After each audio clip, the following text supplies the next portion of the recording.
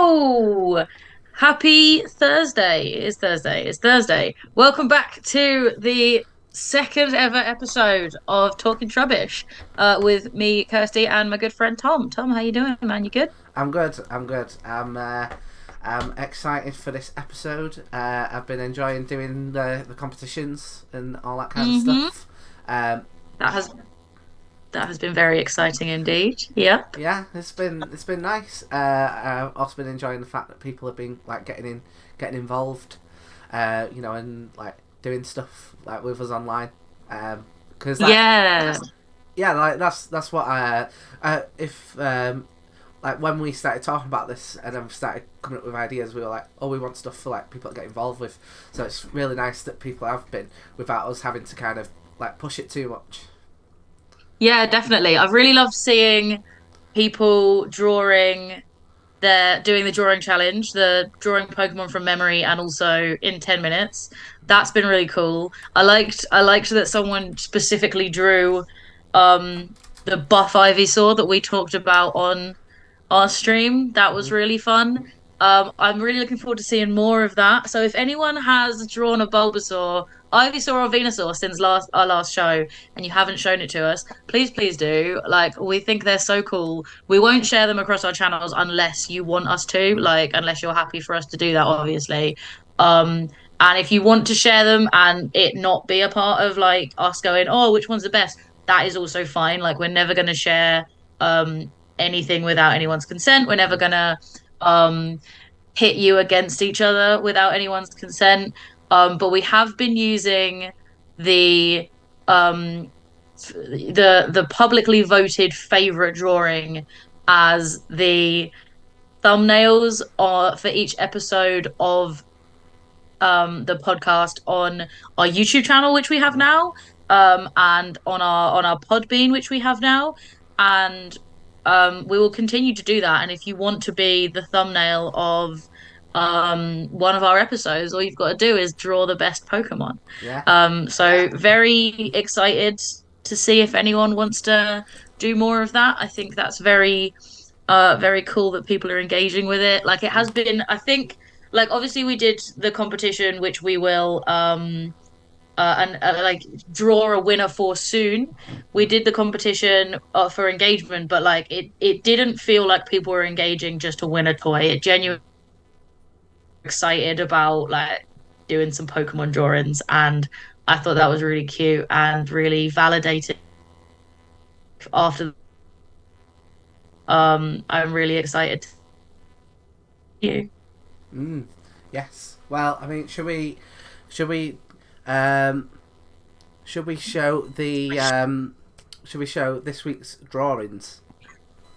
Yes, let's do this week's drawing. So this week we've drawn Charmander, Charmeleon, and Charizard. So for my Charmander, Okay, don't let me just uh, flip onto you. Go on. oh wait, very first, I want to show off the best Charmander drawing. This is one that my little brother did for me when he was 14. He's now 21, right? And we noticed that he was really good at drawing. He did me this as a Christmas present one time. Oh wow. And like, so he definitely won this 7 years ago. With his excellent Charmander, Charizard, Charmeleon picture that I have kept safe all this time. And this is how good an artist he is. He is now like a functioning commissionable artist. So if anyone wants to have a look at more of his stuff, he does like oil paintings of like pop culture characters, which are really cool, and he sells prints and he takes commission. So I'm just going to put a link to his Instagram in the chat if anyone wants to give him a look, or buy some art off him. um but it does mean that I've had that on my wall, so I do know what these ones look like quite well. Like from memory is pretty easy for them. But for my Charmander, I wanted to do a twist on the way that we first ever see Charmander, because we see him like at night, scared and cold. So I wanted to do like a happy, cozy Charmander, because I don't like that happened to Charmander. So this is my sleepy baby Charmander. Oh, that's so much better than mine. I'm a big fan of that. I also like the fact that they're like covering up their tail. tell you what, I'll show you mine, and Mm-hmm. then we shall.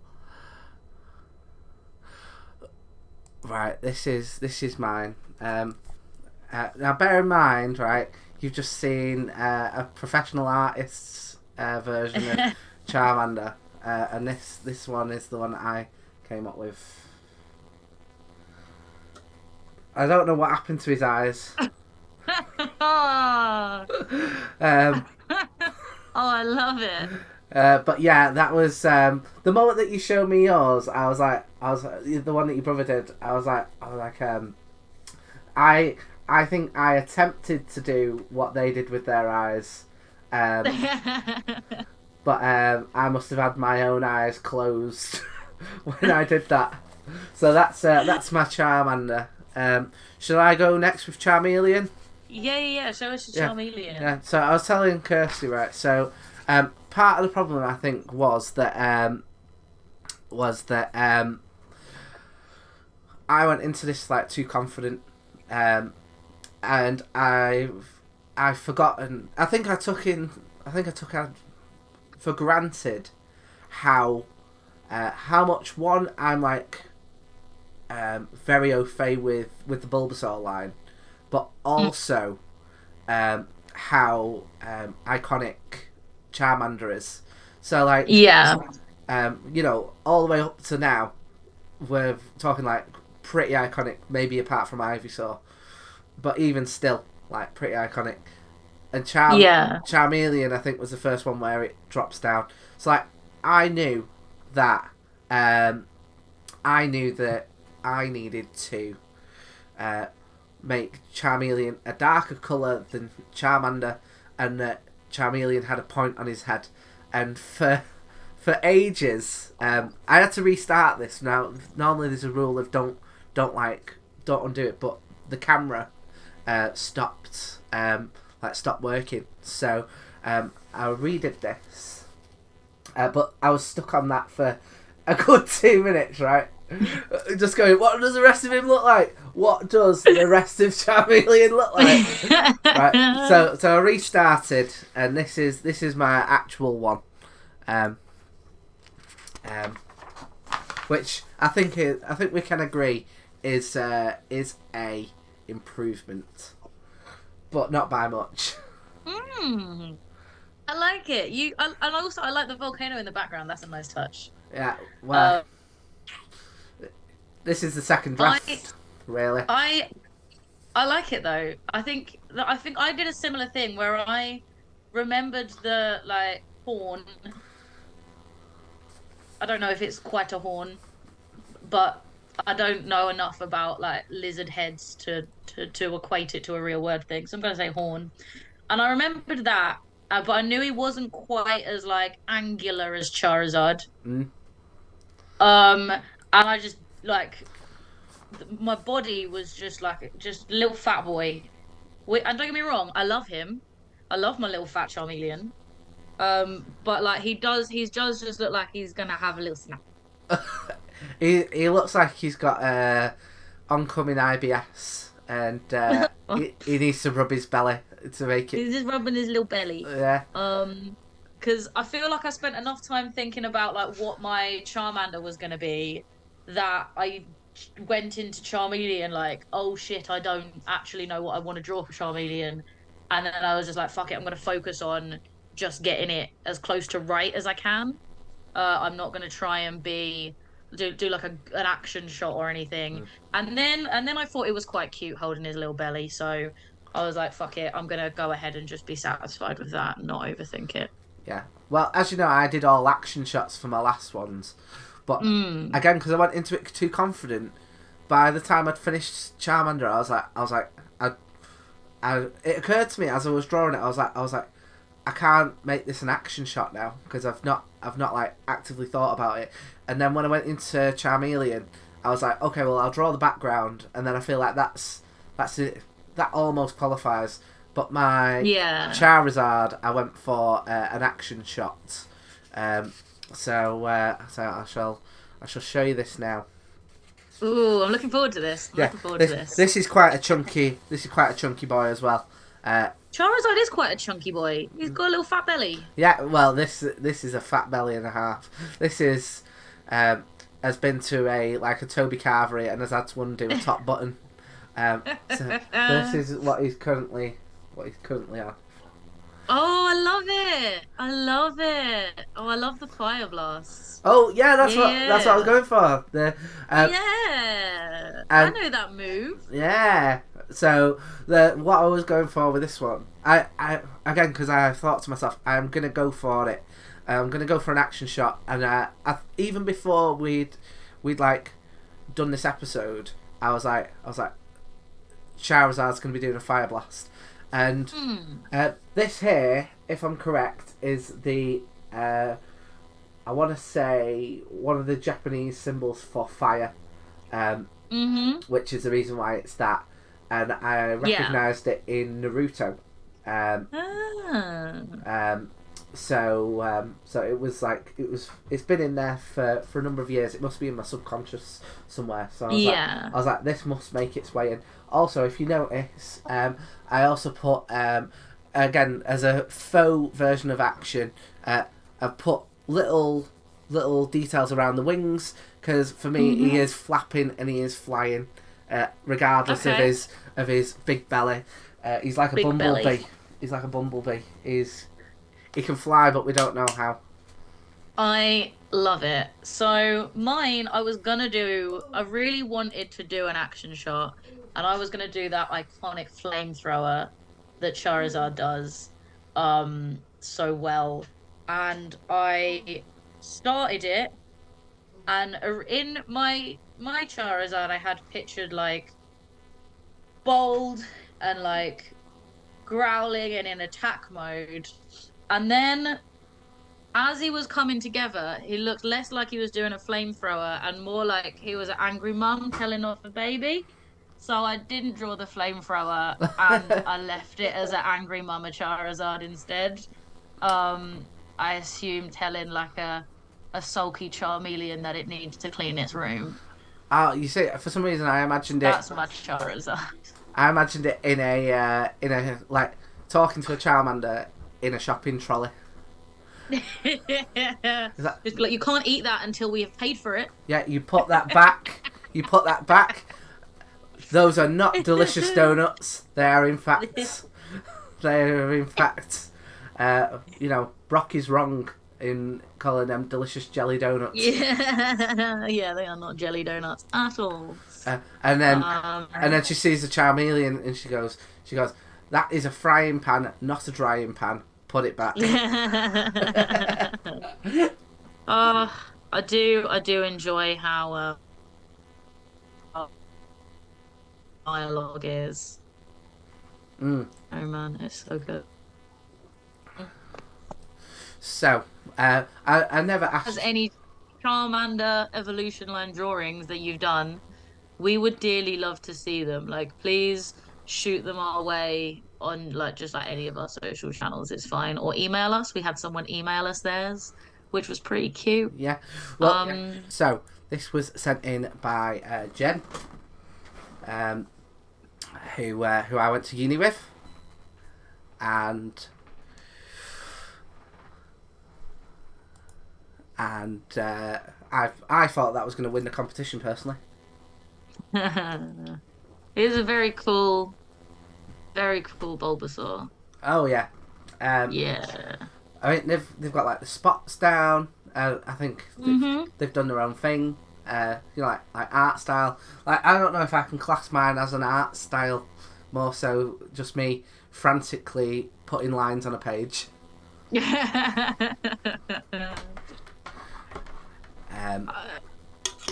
But yes, and we had another one sent in, which is the Ivysaur, which is this one here, which I was particularly impressed by because it incorporated the thing that we chatted about on the stream. Yeah, it was very cool. Right, so should we tentatively go into the Charmander episode? Shall we do the prize draw? Yes, let's do it. So, Kirsty, again, Are you able to share your screen? Yep. Oh no, because you've disabled screen sharing. God, what? God, I am. Oh no, this is. Right, how do we do this? Oh, honestly, we had this all worked out before. Right. I think this is it. Right. Okay. Yeah. So this is our prize draw wheel. Over here are all of the names of anyone who engaged with any of our posts across 3 social channels in the past couple of weeks. So thank you all so much for being so wonderful. I have removed myself and Tom because like we engaged with it plenty. We were in the comments section with you, but I don't think it would be fair if either of us won. I also removed anything that's obviously a bot. Like if you're like bots are very intelligent these days. If I can tell at a glance that you're a bot, fucking don't. So we are gonna do the EV draw first. Yeah. Is that correct? That's what we're going yep. for. Yeah. Lovely Evie. All right. All right. So, you ready? Yes. Oh, it's spinning. I'm hoping that this is going to go to someone in Salford, and then I can just walk to whoever's house it is. It went to Sapphire. I was surprised. Fabulous stuff. So congrats, Sapphire, for commenting on and liking and sharing every single thing we did multiple times. You by far had the most entries. It doesn't surprise me in the slightest that you won. We are going to take you out of the running for the Pikachu, because as much we love you and your support dearly, but obviously the more people who win, the better. So I've removed Sapphire from the running, and we're going to see who wins the second one. Let's go. Come on, someone in Salford.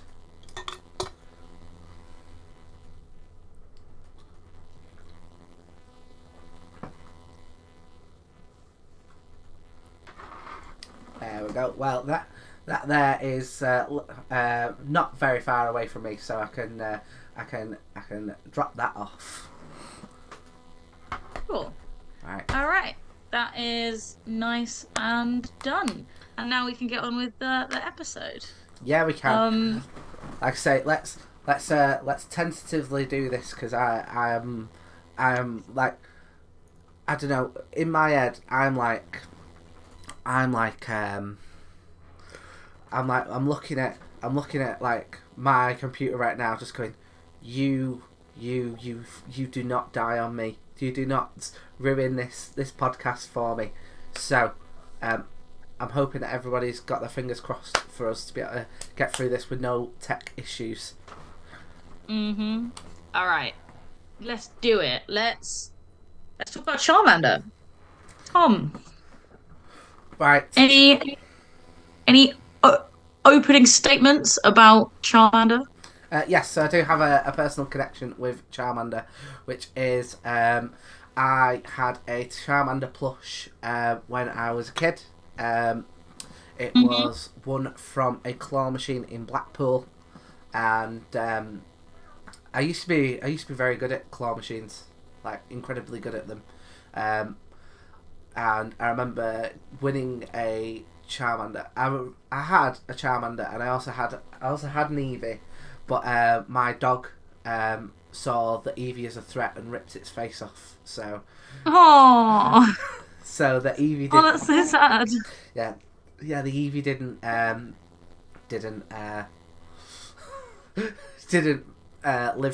live to see its first birthday, or whatever you could call a birthday for something that came out of a claw machine. But so yeah, so I remember that. I remember the anime stuff. You know, the episode where it gets abandoned by its owner. I feel like that was quite big at the time, and I feel like I have had numerous Charmanders across my gaming life. Like, I'm pretty sure that you get one. Yeah. Yeah, I think you get one in Sword and Shield, if I'm right. One of the most recent games. And I also used to think it was really cool that you could get it in Pokemon Yellow. Like, I remember specifically getting that and being like, I mean, all the starters were like good, but I was probably at the age at that time, and I'd bought into the Charizard hype that I was like, oh, you get a Charmander in this game as well. Yeah. Yeah, because obviously, like all the starters, usually you expect if you don't pick it, you can't get it unless you've got a friend willing to trade you one. Um, and like, I I think it's a little bit sad that that exclusivity isn't there anymore because now I assume someone will want to trade me a every starter many times over. They are oversaturated in the games, um, a little bit, and like I don't know. I like it's fine. I get it. Like I definitely think it's better in terms of completing the decks. It's more possible. But like I do miss that sense of like like intense. If I don't like I have to make the right choice. I can't get another one if I don't, you know? Um yeah. And I think I remember I didn't have yellow, but some of the kids at school did, and they were telling me how they got their Charmanders and other starters. And I was trying to do the exact same thing in like red and blue, and I was like, I can't get it though, it's not there. And because it wasn't there in red and blue. And so yeah, that decision was always very crucial for me because I never played the version where you do get all the starters just for free. Mm. But yeah, I had many a Charmander. As we talked about on our Bulbasaur episode, they were frequently quite unimaginatively nicknamed. I've had many a Charlie Charmander uh in my Pokemon Red and Blue run-throughs. Well, Um, I mean, I'm currently streaming Violet on the channel, and mhm. I called and I got a Fui Coco, which is the Ooh. new fire starter, and I named it Firenze, and I called it that because Ah, it's got the word fire in it. yeah. I so in my run through of um Violet, I caught a fletchling, and I called it Fieri because I thought that was a cute name for a fletchling. Mm. Uh, and then I dug out a different game that I hadn't played in a while, and I also had a fletchling called Fieri in that one as well. And I feel like I'm not getting more imaginative with my names. Like I think I am, and then it turns out I just have the same idea over and over again, and I'm actually not.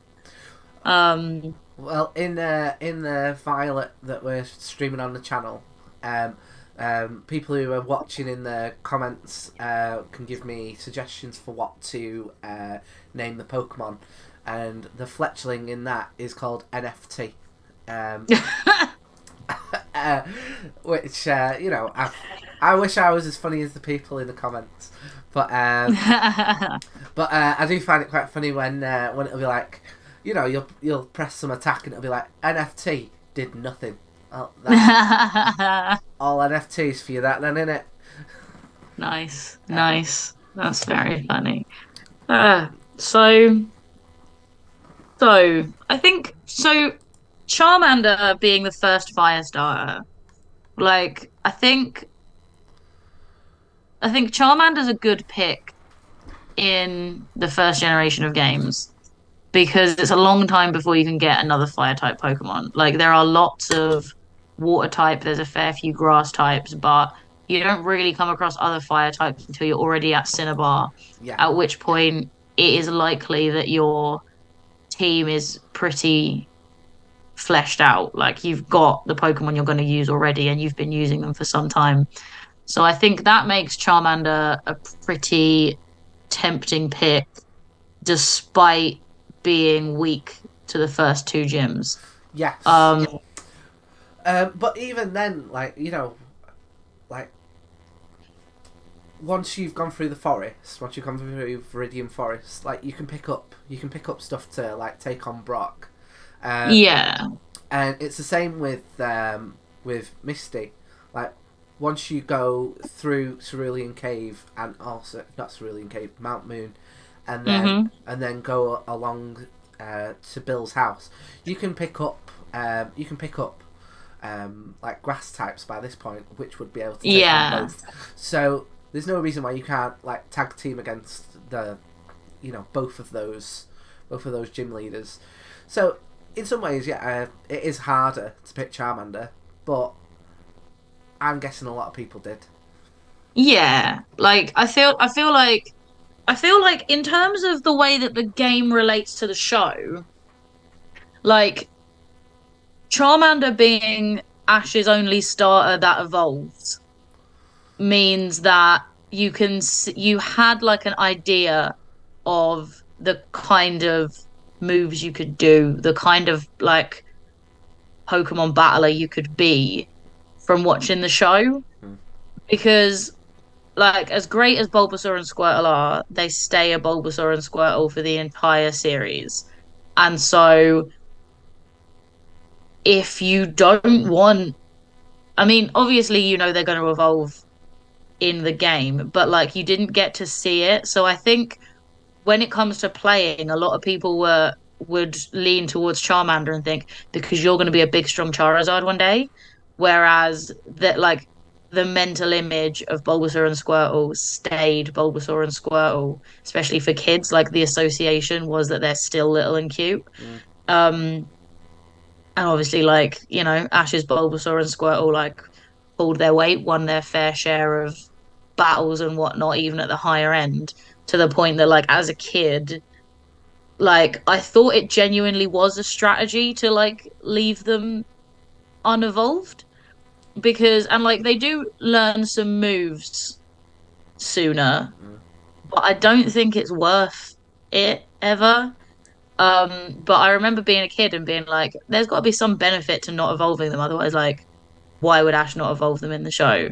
And I guess in the show it's because like they have the animations for the characters. Like they don't want to change it up too much if you miss an episode because you have to watch it when it's broadcast. You don't want to like miss an episode and be like, what the fuck is this thing? I thought Ash had a Bulbasaur and it's not. There are plenty of like non-diegetic reasons why they didn't evolve. Mm. And I think a lot of it is like brand consistency. Yeah. Um, Um, I mean, but yeah. it wouldn't surprise me if part of it is that someone very early on went, Charizard is a lot cooler than this big turtle and this lizard with a flower on its back. Yeah, yep. That's a fair point. Yeah. I think I think like Charmander as a design, I like its like simplicity as well. It's very like cute and simple and like lends itself well to its later evolutionary stages. Mm. Yeah, it's all of the starters apart from one, which I'd say is Wartortle. I think that there's like a clear kind of line across for these starters. Like they must have been well thought out, you know, Mm. because I know that they had the trading element that they wanted to incorporate early on, and Mm. and they must have then gone, okay, well, how do we stop for people going, okay, I'll trade you my starter for your starter, and then, okay, well, we'll have 3 starters, so now you need at least 3 in order to Mm. have that kind of crossover. But yeah, Charmander line, I think is like someone must have established really early on. These are going to be very, very popular. Yeah. Yeah. And I think just like it's a good combination of like it's the kind of cute that lends itself well to like being less cute as it grows, which I like Mm. because um some of the really cute Pokemon as they evolve and get ugly, I'm like I genuinely just prefer you cute. Like I don't like you're not good enough in battle for me to want your evolved form. Like I will do it for the dex, but I will think the little one is better. Mm. Um, but I think like I don't like when my Charmanders evolve, I don't miss them as a Charmander because I think the later evolutions make logical sense. They uh, they look their own kind of cool as well. And then yeah, I think yeah, as a starter, as the first starter, as like a brand mascot in a way, just Charmander does exactly what it needs to do. Yeah. I was thinking about it in the run up to this episode. I like the fact that they're all lizards. Like, Yeah. I don't know if that was done intentionally, but yeah, I like the fact that they're all some form of cold-blooded reptile. Mm-hmm. Yeah. And I think that works with Charmander as well because like lizards being like cold-blooded, but Charmander is obviously a fire type. It kind of like uh turns it on its head a little bit. It inverts the trope and works. Just works. And yeah, I like it. Yeah. So, um, we touched on it a little bit. We've got like the anime, which I think is Hmm. again very seminal in its popularity. In that, I think it's quite a sympathetic Pokemon in the anime. I feel like I want to say that's like one of the first times that we come across Pokemon that's not being treated correctly within the rules of the universe, even though they're all being forced to fight each other to an extent. Yeah. Like, yeah, I think so.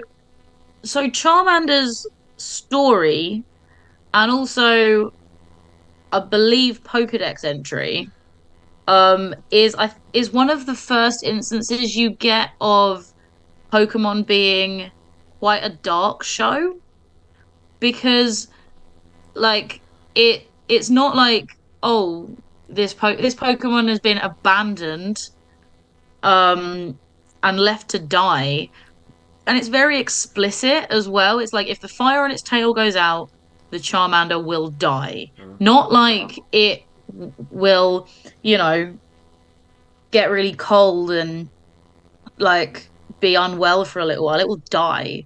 Like that means there are canonical instances of little sweet baby Charmanders having their light literally snuffed out. And that's tragic, especially when you're a child and like, you're the kind of child like me that formed like very intense emotional connections to the Pokemon in my Game Boy. And like knowing that a Pokemon could die, I think, yeah, it brought out that element of um, like real dark subjects in the show. And that explicit reference to death as well, I think is just so um kind of profound, like makes you think about it before you really know what death is, I think. Mm. Um, when you're watching the show as a child, obviously not now. Yeah, I mean, it feels like this is before they got a lot of the branding down. Like it feels like they don't go as dark as this anymore.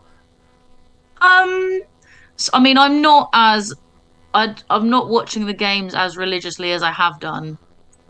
Uh, well, no, I don't watch the shows as religiously as I did when I was a kid.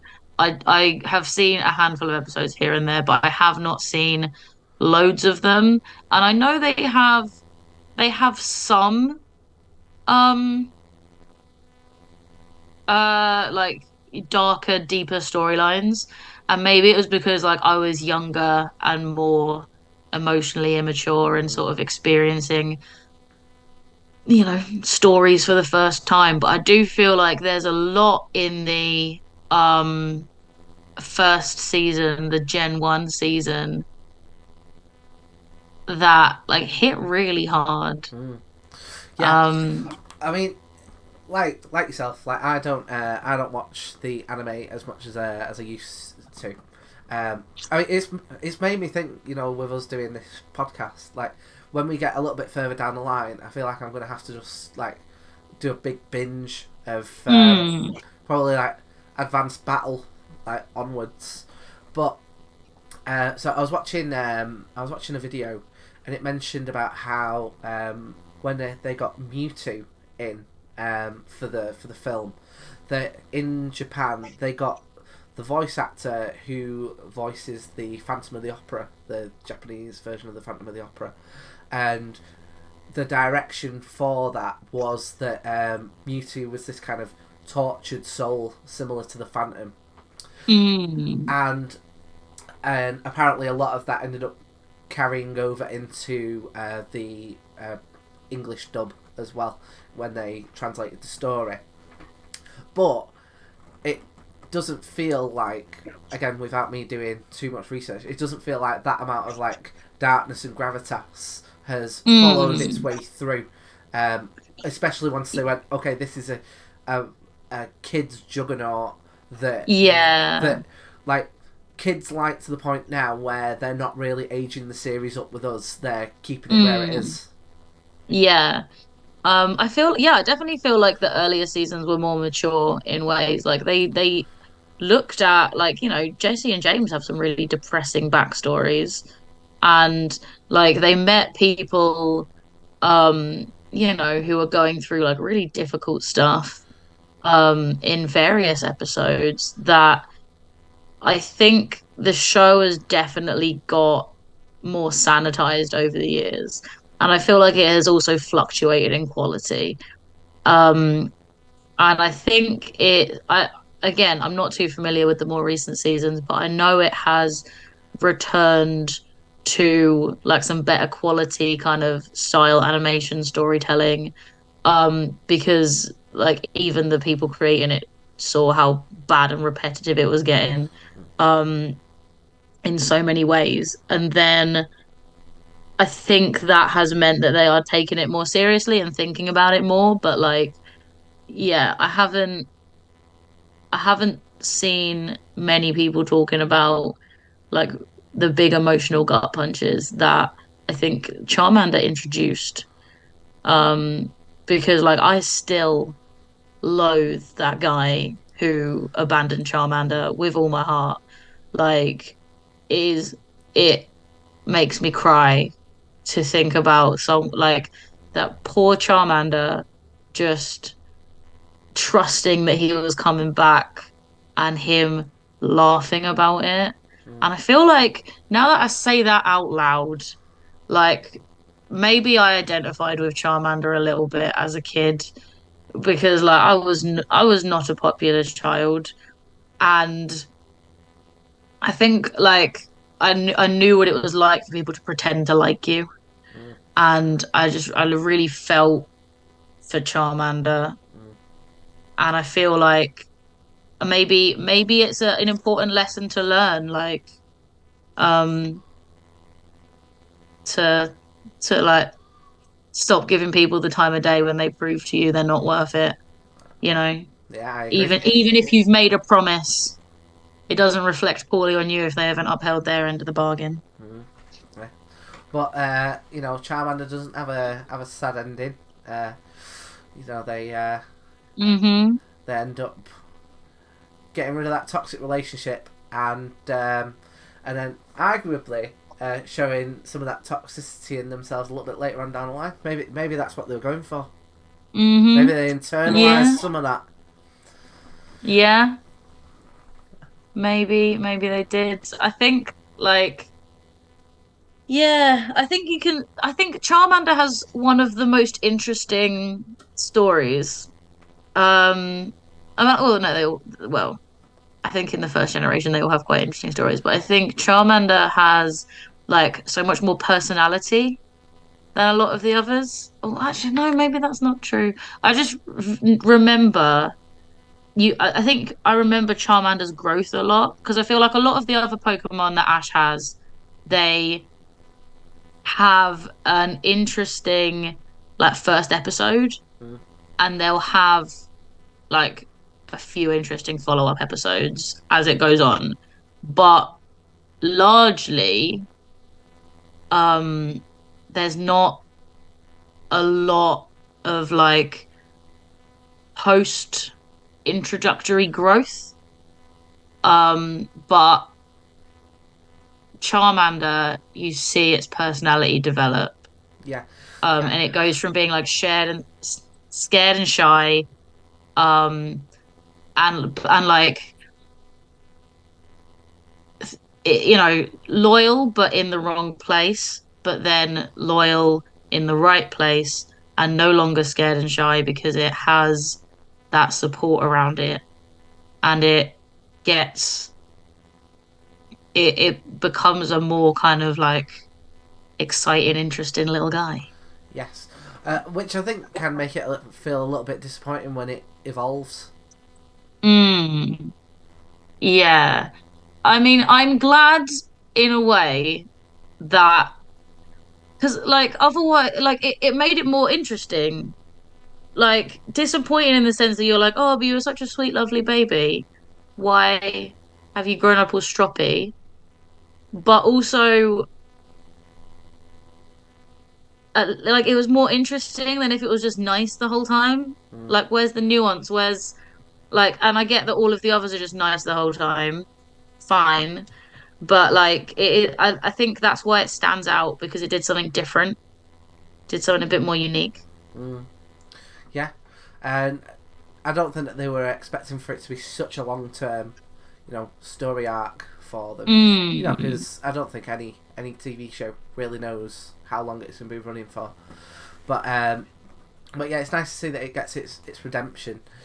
But I do think that there is a bit of I don't know. I like Charizard now, and I like Charmander then, and the in Mm-hmm. between bit I'm not as keen on.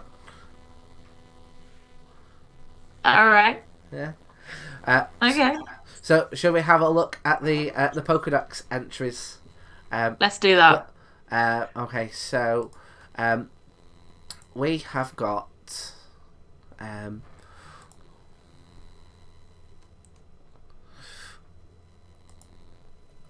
here we go. Oh, this must be a layover from before.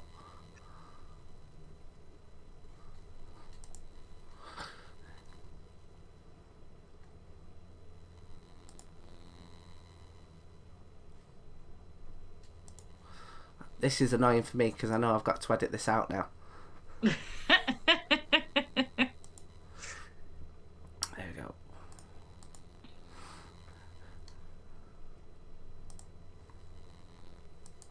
I tell you one thing that I do like about Ash's Charmander. I feel like they've got their own distinct personality from everyone else like in the group. Yeah.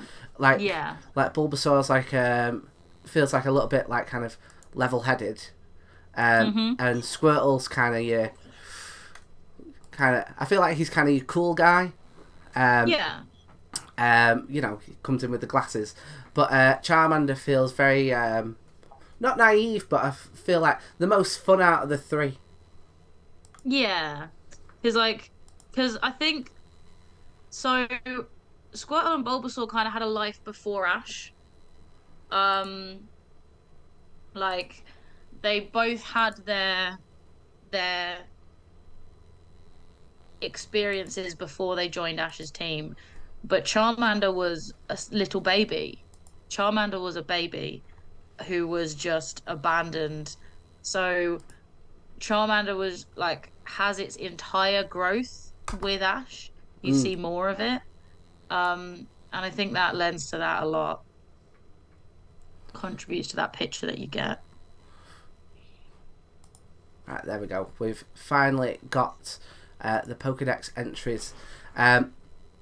So these are like, I feel like these are probably the Pokédex entries that are most likely to be read.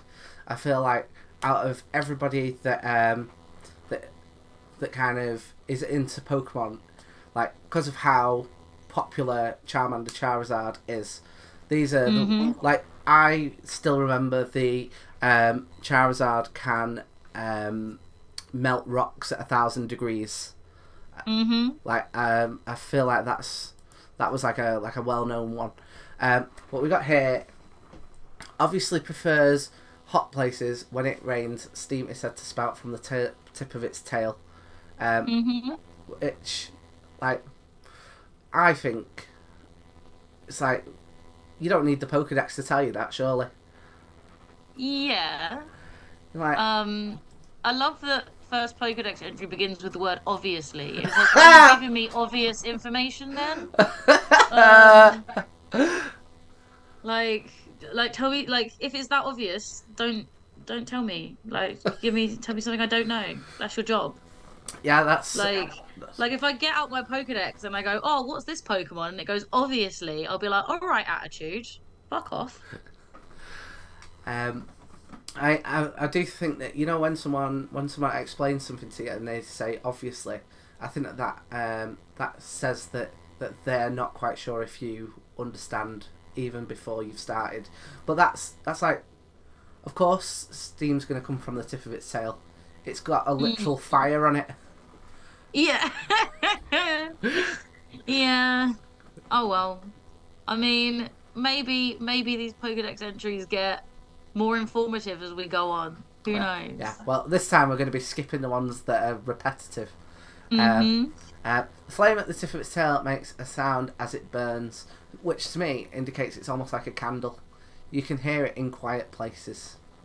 I feel like, is that not like all fire though? That's Like, true. like you can hear fire crackle. Like that's not giving me any new information about what's happening here. Yeah. Is it like, I think this is a thing where like people are like, right, what can I write down about this like lizard that's on fire? And then it's like, oh, I can hear the fire. And they didn't have any other ideas, so they're just like, all right, well, I'll write that down, and then I'll come back to it and update it later once I'm a bit more familiar with this Pokemon. But then didn't do that. Yeah, I mean, whoever... Like, I don't know if this is Professor Oak or someone else, but it feels like they were... they had a bad week when they wrote this Pokedex. Even the newborns have flaming tails. Unfamiliar with fire, babies are said to accidentally burn themselves. Which... Aww. Yeah. That's a bit sad. Like, it's cute. It's giving me more information about, um, you know, like I'm getting a picture of what it's like raising a family of Charmanders. Like, but like thinking of a newborn. So the newborns have flaming tails. So like, and they accidentally burn themselves. Like, I hate that we're talking about this again, but like, does it burn the mother on the way out? Like, at what point does the tail catch fire? I've actually got uh, a in canon answer to that. It is established that Pokemon lay eggs, so no. That's a good point. But like, wouldn't the egg be warm? I think the egg Is the would be fire warm. lit inside the egg? Presumably not, because it needs oxygen. So does the fire spring to life as soon as the egg cracks? I think what happens is they come out of the egg, and then they like scrape the tail on the shell, and it's like a Zippo lighter. Like a match. Yeah, and it goes. On the way out, it like, yeah, okay, I see that. Now we've got the stadium entry, which if we remember, Stadium's professor, whoever wrote this Dex, and Red and Blue's professor, obviously did not get on. So let's see if we carry this on. Even the newborns have flaming tails. Unfamiliar. Oh, That's the one we just did. Do you know what? I mean, it's a different approach to the red and blue and yellow entries, which I appreciate. I think in this one, the stadium one is better, because again, the other thing only told me stuff I already know about fire. I think if I remember correctly, I feel like the Stadium Professor was shitting all over the Red and Blue Professor, and I feel like they've only continued that form. So well done, you. Yeah. Um, so we've got here now Generation 2. Flame on its tail shows the strength of its life force. If it is weak, the flame also burns weakly. Which, that there feels like they're starting to establish the canon for Charmander.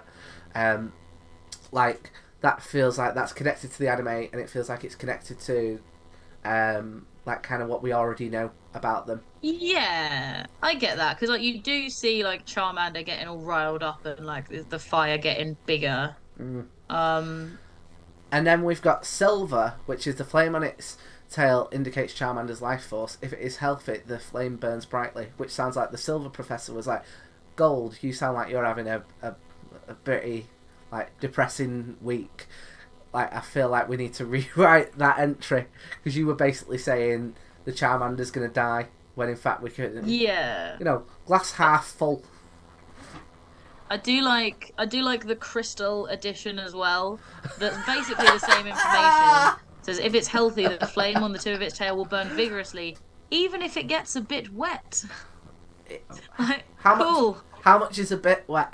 Yeah, how wet can a Charmander get? Like, yeah, you know, like, if you're, like, say if you've got a Squirtle, and it's like, and you really want to be a dick to your rival, could you just be like, Squirtle, just Aim at the tail. Just aim at the tail, yeah, just aim at the tail. And then once it's, like, knocked out, just be like, keep aiming at the tail. Like, get to the point where Nurse Joy can't bring it back. Murder that guy's Charmander. Proper you're not challenging any gym leaders because you're gonna be having a funeral for that Pokemon you just got.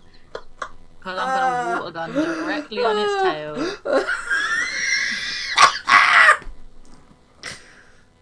Yes. So I think what we've just established there is that although we call Garioka Dick, he's actually not that much of a dick. Because he didn't murder. I feel like that's a low bar. He didn't murder your Pokemon. I mean, I feel like I would expect that. That should be standard behaviour. And yet, is it? Is it? I mean, obviously not. Well, in the anime, it is. In the manga, it's not. In the manga, Pokemon die. Yeah. All the time, and it's brutal. Is that still the case now, though? Or again, is this like early where they hadn't quite set all the parameters? No, the manga stayed pretty mature. Like, the manga was pretty vicious from the start. Because it's like obviously like different characters. And yeah, like they have like an Arbok getting like sliced in half in it and stuff. Oh, And, I have seen that picture. Yeah. And like even because in the first generation, the death of a Pokemon was a big deal. Like, the Marowak death was a massive plot point, you know, in the first game, that Team Rocket killed. You know, they acknowledge that Pokemon die with the tower in Lavender Town. But like, yeah, it's a big deal for Pokemon, and then it is possible to kill them, and in the manga, it's just like it happens. Yeah, if you go too hard. I mean, again, I don't think it's a surprise that because they get rid of the Lavender Tower, don't they, in Generation 2, and I don't think that it's a coincidence that again they started to kind of like lock down like some of the kind of more overly kind of vicious tones of it, and I imagine them going, well, this cemetery for dead Pokemon, like that's probably high up on their list of things to take out. Yeah, well, they didn't though, because they did have like other cemeteries in the later games. They didn't make death such a core element of the story, but you know, they still have, you know, ghost types. Mm, true. And I mean that's something. I mean we'll get to it eventually, but I feel like the ghost types have. It feels like some of these kind of darker Mm. dex entries. Oh Um, yeah. I Oh, mean, I'm so looking forward to doing some of those. yeah, like I mean, it's well known that like the Drifloon ones, like if you are a Mm. child and you see one, it might carry you up into the sky and you'll never be seen again. Um, but Yeah. let's see if Charmander can top that for depressing. We've got so we're in Gen 3 now. Mm-hmm. The flame that burns at the tip of it is that they've gone like these are like for some reason they've like I know that the fact that it's got a flame on the edge of its tail is like unique, but there is other things about it. But they're like that seems to be the one thing that they're continually hitting us over the head with. Yeah. It's an indication of its emotions. The flame wavers when Charmander is enjoying itself. If the Pokemon becomes enraged, the flame burns fiercely. How can you tell if your Charmander is like dying or just in a mood? If it's life force and its emotions. Yeah, if it's just like I was really upset about the season finale of The Walking Dead, Mm-hmm. or like you've got to like look at the radio times and go what was on that might be depressing them, or have they dipped their tail in a bucket of water lately? Mm-hmm. Yeah. Um, Oh well. eh, we'll never know. The the flame that burns. We've already they're getting lazy now. From the time it's born, a flame burns at the tip of its tail.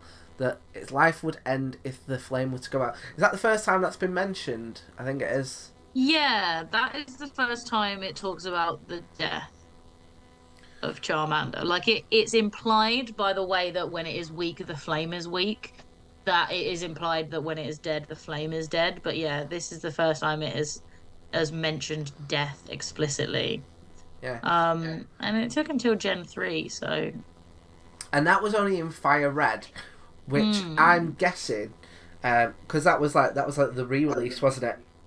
yeah. So I'm assuming that would have been the most popular out of the two, and the one that the older kids might have got. So maybe that's why they Mm. stuck that in there. Genuinely, right? So we're like chatting, but I'm also kind of having a look through these just a little bit ahead, right? And the leaf green one, right? I misread just then. I thought it said it has a preference for hot dogs. Uh, I was like, brilliant. We don't have all the stuff about its tail, but indeed it does, and it doesn't like hot. Does it like hot dogs? We do not know. I mean, maybe that's the thing. Maybe it likes all hot things. So like, hot dogs, hot tubs. Is there anything else that's hot? Hot chocolate? Hot chocolate. Um, uh, is there anything else that's hot? Hot wings? Hot. Yeah, these are the things it. These are the things it likes. Uh, We're not going to talk about Pokemon anymore. This has been all night listing things that are hot. uh, um, yeah, Uh, yeah. Those are the things it likes.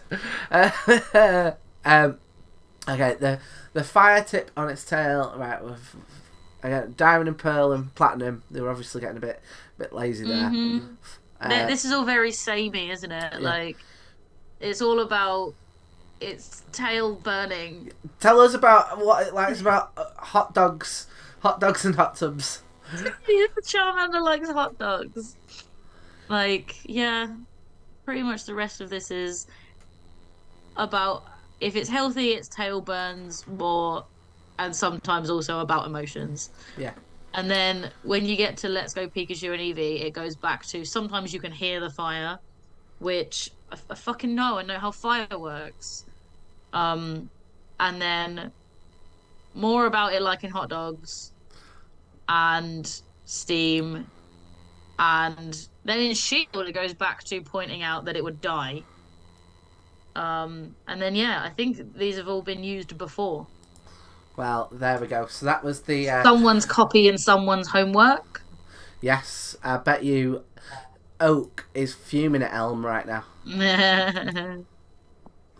Um, so so the next thing um, is we've got the smog on rating, which is so for those of you who don't know, because we've got a few new viewers for today, we've got there's this thing called smog on, which is connected to the competitive battling scene, which I'm not particularly. I don't particularly know very much about it, but it's also something that doesn't particularly interest me. And we'll just get it up now. So here it is. All of its stats are in red, but I don't think that that's like a surprise, given that it is a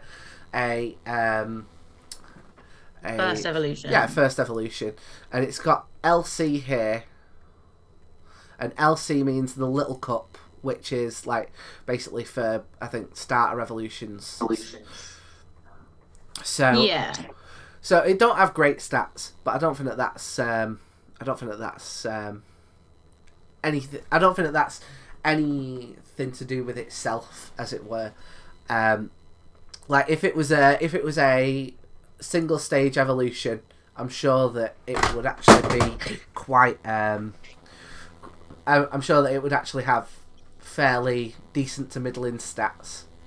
Yeah. It's only because Charmeleon and more so Charizard pop along that I think probably drop that down. Yeah, definitely. Like for like a little baby brand new Pokemon, it's all right, it's decent. Yeah. Like, you know, if you know you're starting out your game and you have the option of this or like a Pidgey, um, or a Caterpie, I think this one's gonna be your boy. Yeah, but I'm not so sure whether or not this would. I don't know if this would get designed on its own anymore. Like if this was like a single stage, I don't know if they would just keep it like this, or if they'd kind of make it a bit more Charmeleon like, or maybe add some like little wings on there or something. Yeah. I mean, I don't know. I'm not great at speculating about like what would happen. I do think Pokemon designs are getting more complicated. I don't mean that in a bad way, because I guess there's only so many simple designs you can do, um, before, you know, you have to start adding things to make them unique. True, true that. And the first wave have definitely got in their favour that there's nothing else to compare to. Yeah, I know what you mean. Yeah. I feel you. So we've done Charmander. We've done Charmander.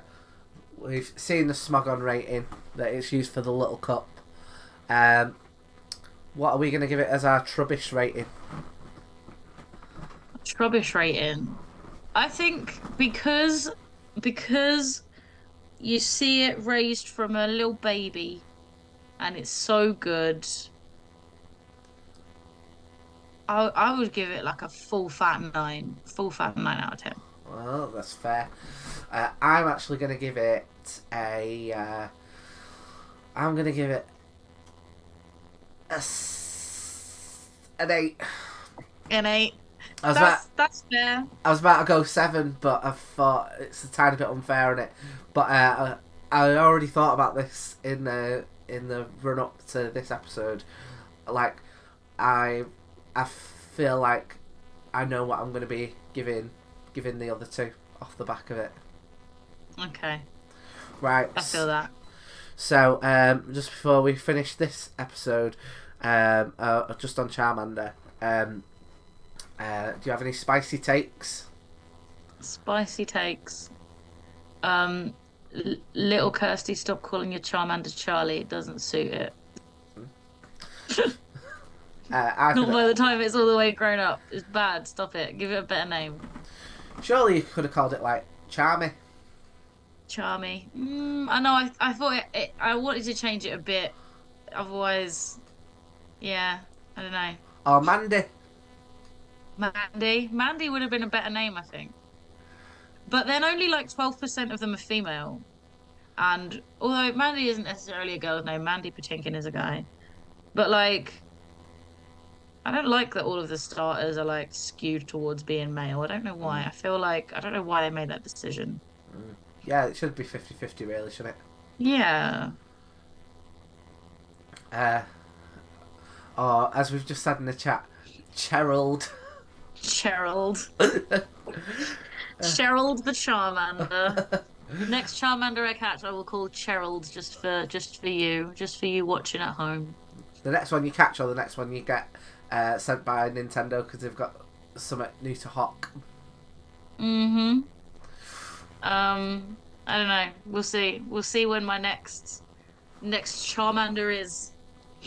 Okie doke. So that was the Charmander episode, which is now available to be heard from all of your places where you would normally like listen and view and stuff like that. And we have the link tree, don't we?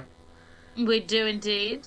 You can choose, you know, your place to follow us of choice on our link tree, and the episodes after we do these streams are edited down into one Pokemon per episode and uploaded to our Podbean. And I have dropped links to both of those in the chat, so you can have a look at the link tree. You can have a look at the Podbean, and the Podbean has further links to the different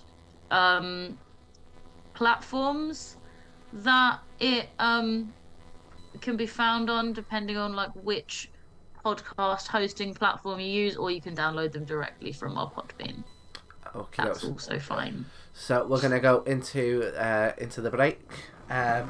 So yes, that was the Charmander. That was the Charmander episode, and yeah, like if you watched the last one, yeah, we thought that we'd basically break it up, and it also would give us a chance to like chat to you guys in the stream if you wanted us to.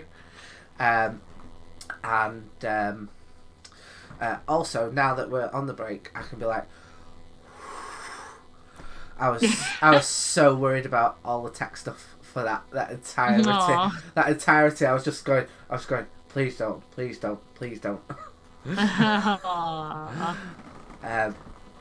But yeah, and also as well, again, now we're on the break. To the people who are watching, thank you for bearing with us whilst I sorted that out.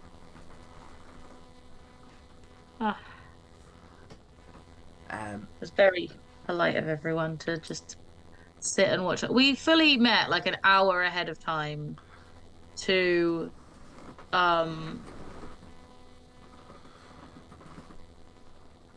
make sure this didn't happen, and it still did. Yeah. And just before we went live, I was like, isn't Twitch so temperamental sometimes? Yeah. Like, I don't love Twitch's, like I don't love Twitch sometimes, but I also like it's the only thing that does what it does, so you haven't really got an option, have you? It's just switch to Twitch. That's true, and it's like it's so hard as well. Like I discovered this like early on. It's like it's so difficult to like work out when things are going wrong sometimes. You know, because you've got like so many things going on, and what you see versus what's actually happening aren't necessarily in sync. Yes. So thank you to the chat as well for like making us aware. But to be fair, with this time I was particularly aware because I was like, where has Kirsty gone? This ship should not be captained by just me, because otherwise it will sink within moments. No, that is a straight up lie. Tell you what, on that note, I did do a Pokemon podcast this week called Gaming All Life, which was about Pokemon Stadium, and I also did it I also did a second episode on Pokemon Snap. So if you want to have a listen to that, that's I'll be like sharing that about in the next couple of days. But I very much spent a good portion of that episode just being like, oh, Kirsty's just far. Like I'm just there really. That's not true. Did like you were I don't know how much of the stream you could see, Kirsty, but when everything started going down, I feel like I had my most worried of faces. Oh, it's we sorted it. It's fine. Saf, just because I saw you pop up on the chat, I'll sort out getting the Pikachu posted over to you this weekend probably. I'm assuming that Kirsty knows your address, but if not, I will get it off you. I definitely had it at one point. Might be worth getting it off Saf to be sure. Yeah, that's true. Because otherwise, like, basically Saf's old housemates are going to be getting it.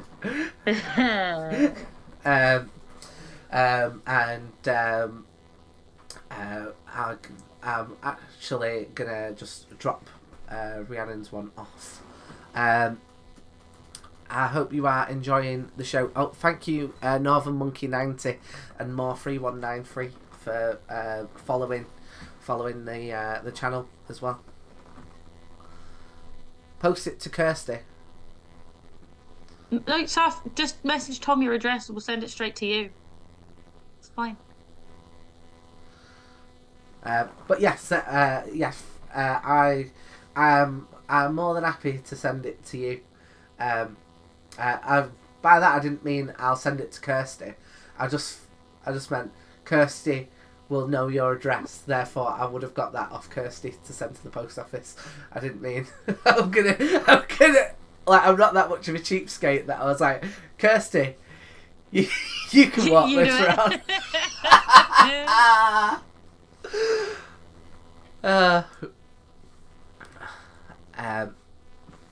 Right. I'm thinking. In a moment, should we head into doing the Charmeleon episode?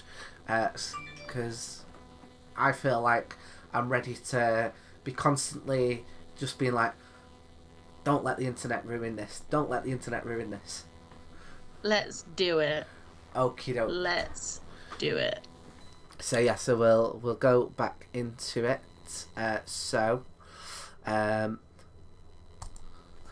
Okie doke. So Charmeleon.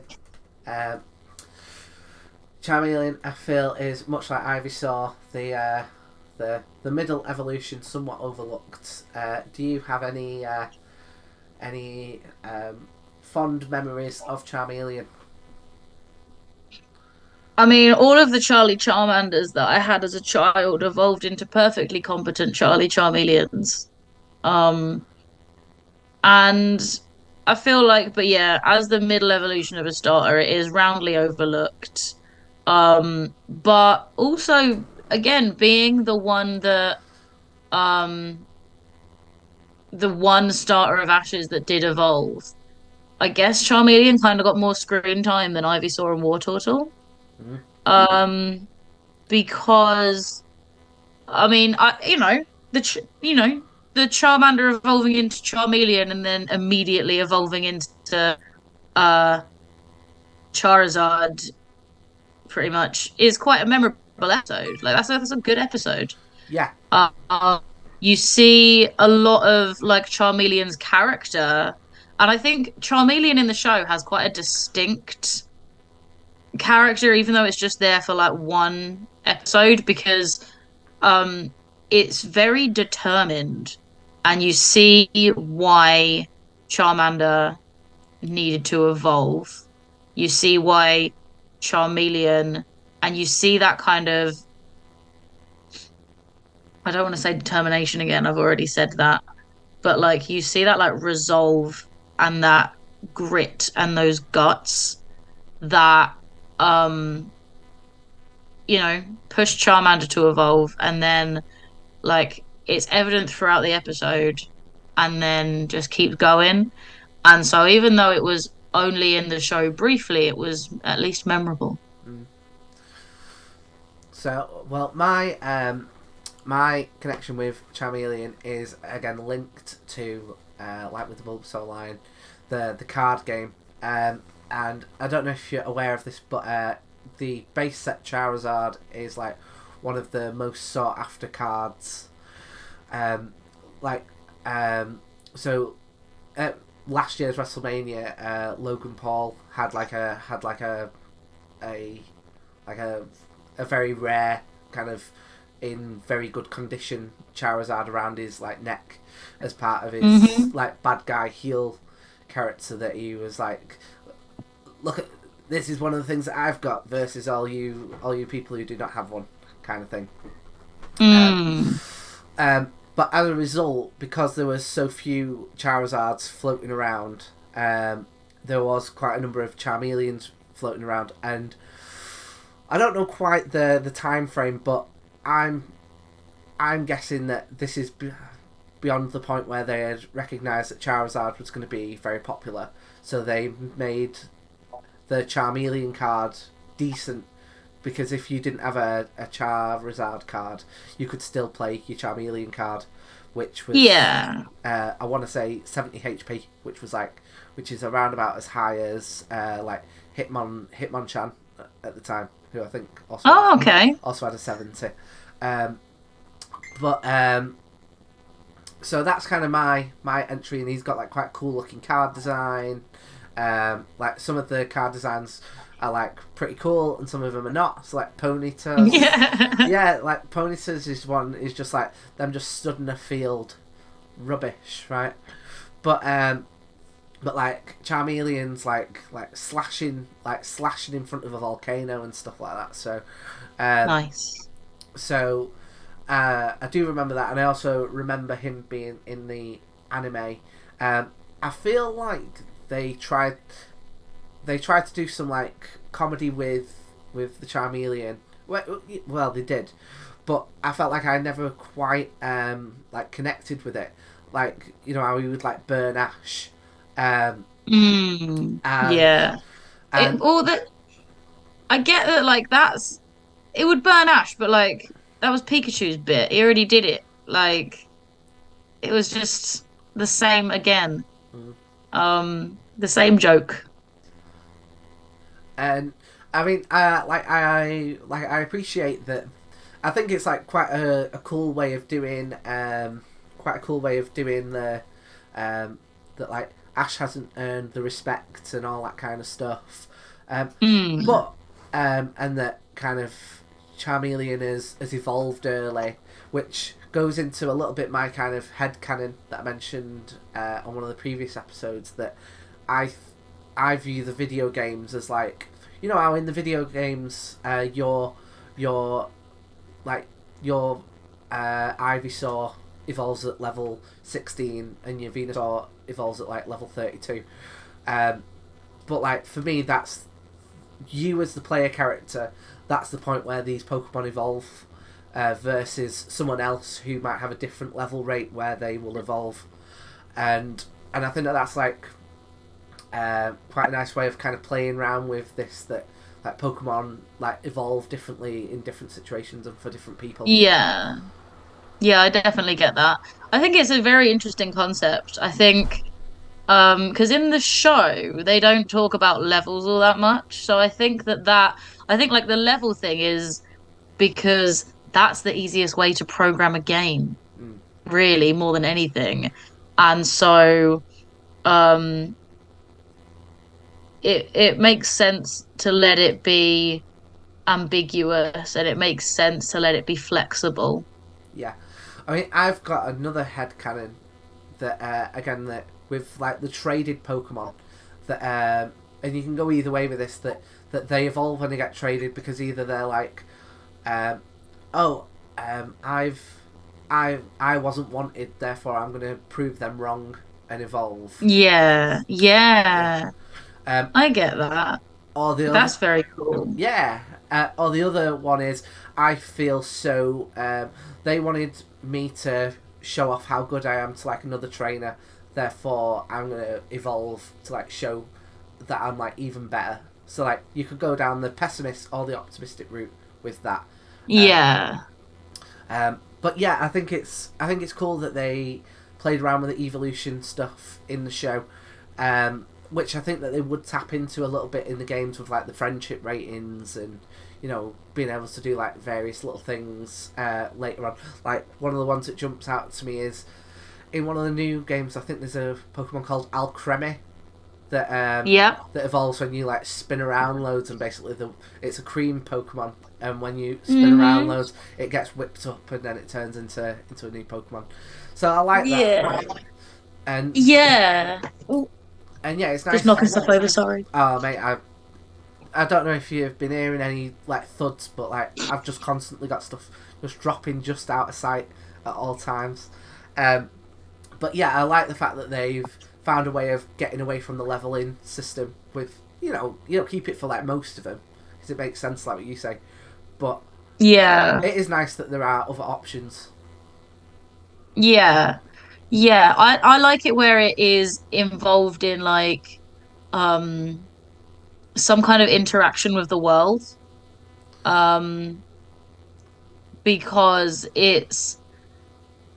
it feels more kind of grounded, and it feels more like there's a story, there's a world outside of battling that exists, and I like that element of it. I like more of a sense of narrative Yeah.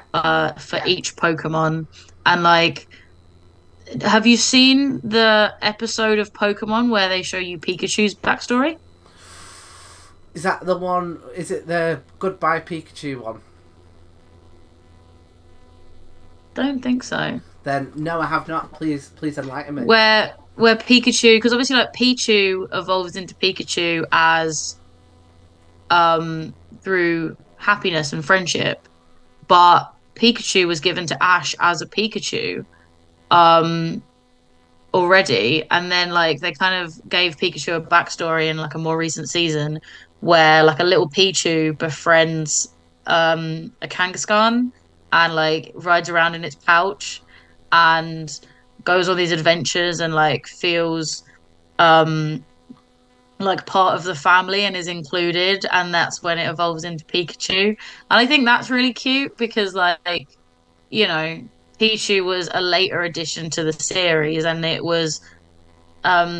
did raise the question like, well, how did Ash's Pikachu become a Pikachu? And I like that they showed that Pokemon that evolve via friendship, it doesn't have to be via a friendship with a trainer. Mm. And I think that kind of thing also like when it says specifically with its trainer, it's like, okay, but this is Pokedex is written from the perspective of people who raise, train, and battle Pokemon. Is it actually that, or is it something else in a different context? Because the same feeling of being in a family for that Pichu with other Pokemon can evolve it into a Pikachu. Um, Without needing it to be a relationship with a trainer, Mm. which I quite liked. I liked seeing that. And I think it gave sort of like an in-world um backstory to and context for other Pokemon in um like that evolve through that sort of thing and through like non-level based things. Mm. Well, I think it also links into like. Have you heard the theory about Kangaskhan being a like a no, not Kangaskhan. Well, it could potentially be Kangaskhan, but like Cubone and Marowak potentially being either Yeah. a Kangaskhan, or I've also heard a Charmander whose like mum's Hmm. died is because the like points on the skull look similar to a Yeah. Charizard's points. but yeah, like if they wanted to, they could go down that route. But I feel like it's probably too late now. I feel like things are a bit too set for them to add something like Yeah, that in now. I feel like I mean they kind of are with like Diglett and Wiglet and Tentacle and Toadstool, and having those being like with the Pokédex entries being these Pokemon are not related to each other. They share a common ancestor. So I feel like those those sorts of things means um they are canonically introducing real world evolution as well as Pokemon world evolution, which I think is pretty cool. And I think it lends a bit of credence to those fun fan theories about, yeah, which Pokemon have relationships Yeah, with other Pokemon in the decks and how. yeah. Well, I mean, to bring it back to Charmeleon, that I think it also touches on the game mechanic, and I think it's quite interesting. The way that they did it, that not all Pokemon will respect you if you don't have the gym badges, Yeah. which is like I think is a really clever game mechanic, that it stops you from just trading in a load of like level 100 Pokemon from the beginning and just like Yeah. blasting through the game. But also there's I don't know if you've seen it, but there's like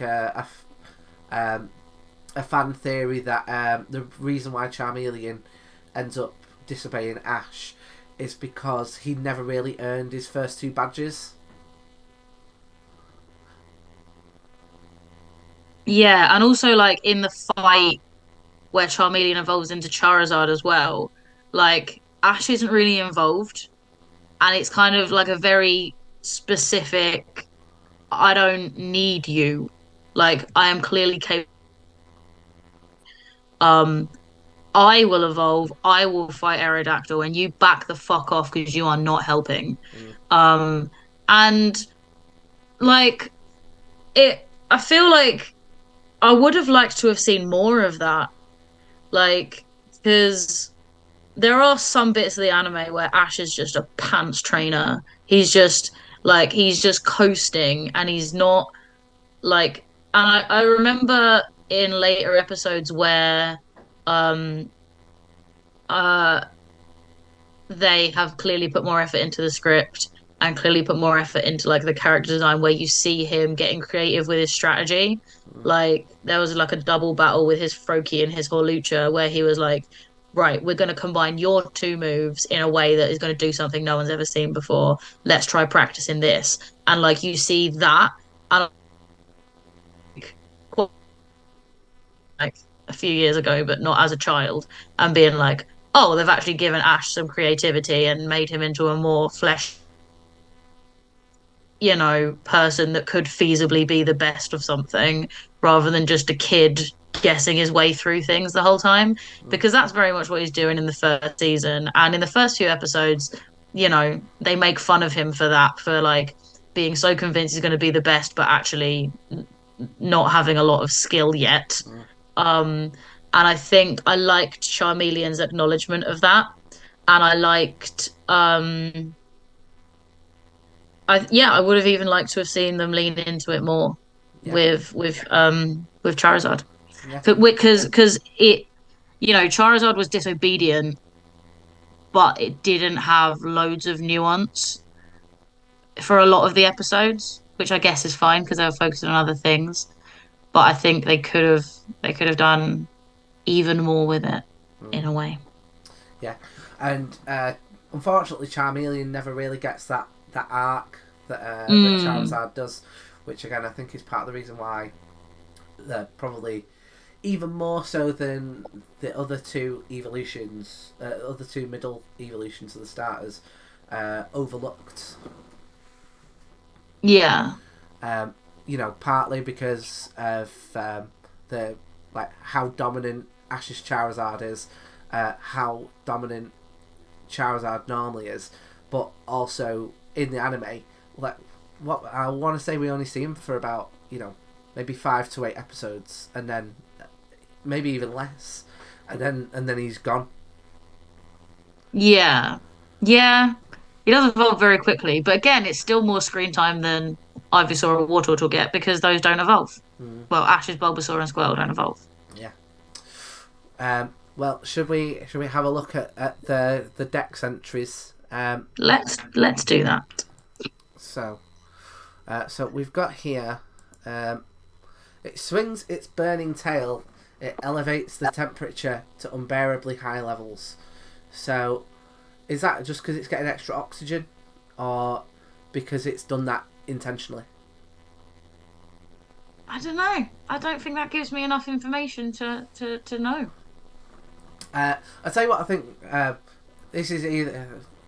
I find this interesting, but I don't know how interesting it is. I feel like when we looked at Bulbasaur, Ivysaur, Venusaur last time, they had their own. Like red and blue seem to have their own entries, whereas for Charmander and Charmeleon, they've been like doubling up. So maybe that's a sign that like Bulbasaur, the Bulbasaur line and the Charmander line like came in like much later. Like it wouldn't surprise me if towards the end of them putting the games together, they were like, just double up the dex entries. Like it doesn't really matter. Yeah, maybe. Or you Maybe. know, on the flip side, you know, they could have been like, as we're getting towards the end of the development, no, we need like a little bit more detail here potentially. But yeah. That's that's something that I've just noticed across the two. So we've got yellow. Tough fights could excite this Pokemon. When excited, it may blow out bluish white flames. So that feels like linked to the anime, and we know that like yellow is somewhat influenced by the anime.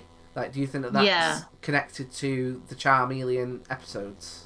Yeah, because like Charmeleon is more aggressive in the show than Charmander.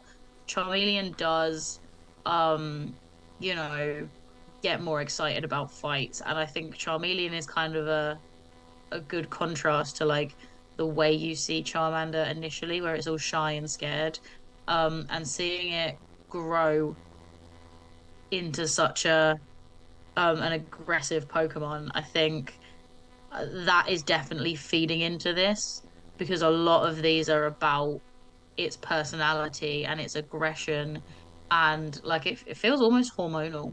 Like it feels like it's part of its growth process from a cute little baby to a big angry dragon. Mm. Um that um you know Yeah. that change is inspiring it to kind of like you know deal with a lot of things and be a little bit maybe unstable emotionally. I mean, who hasn't been there? The terrible twos, the terrible second generations evolutions.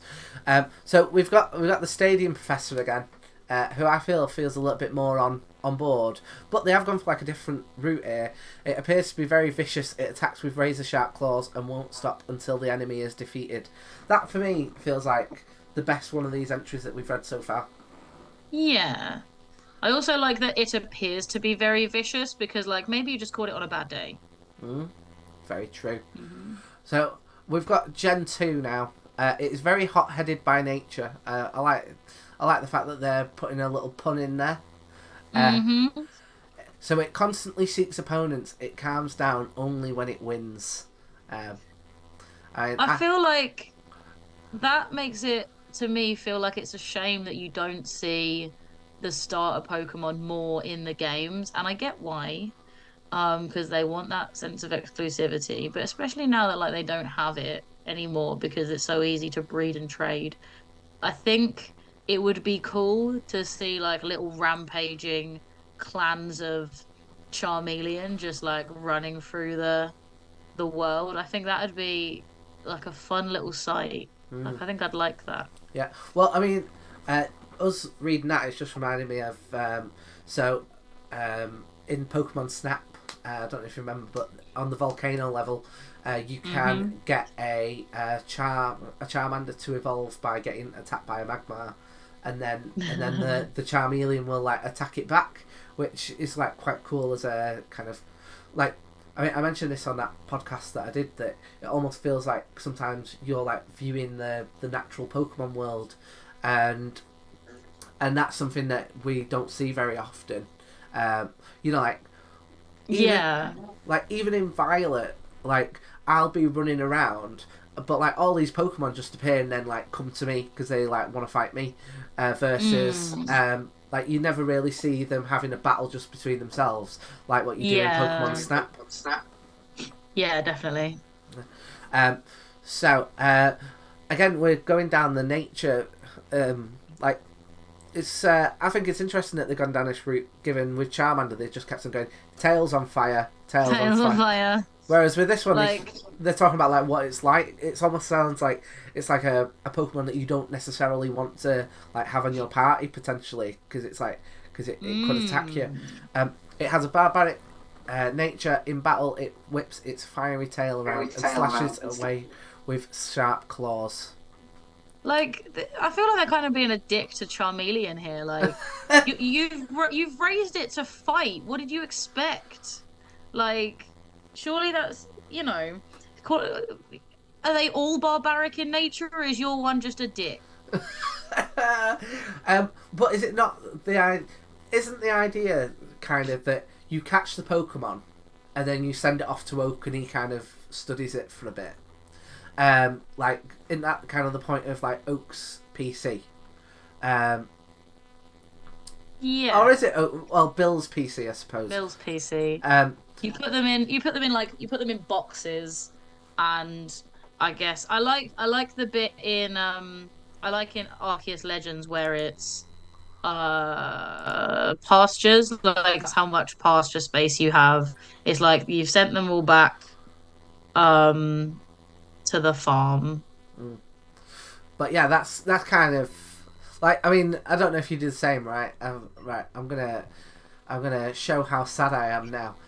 When I think this happened around about the third generation, maybe the fourth, but I want to say it's the third. They started like colouring in the boxes. So like, Yeah. it's like one of them's like a brick background, and like one of them's like a field, and I would put them in the box that most suited their like environment. Yeah, and you could like change the background. You have like, this is my box of fire types and this is my box of water types. Mm. I would always start doing that, but then like when you caught one, it wasn't like, I would like it if it said which box do you want to send it to so I could organize it better. And then just by the end, I'm just like, okay, well, they can all go in whatever fucking box they want apart from my shinies, which I'm keeping separate. Yeah. Well, I mean, for me, shiny, because I've only ever caught one shiny.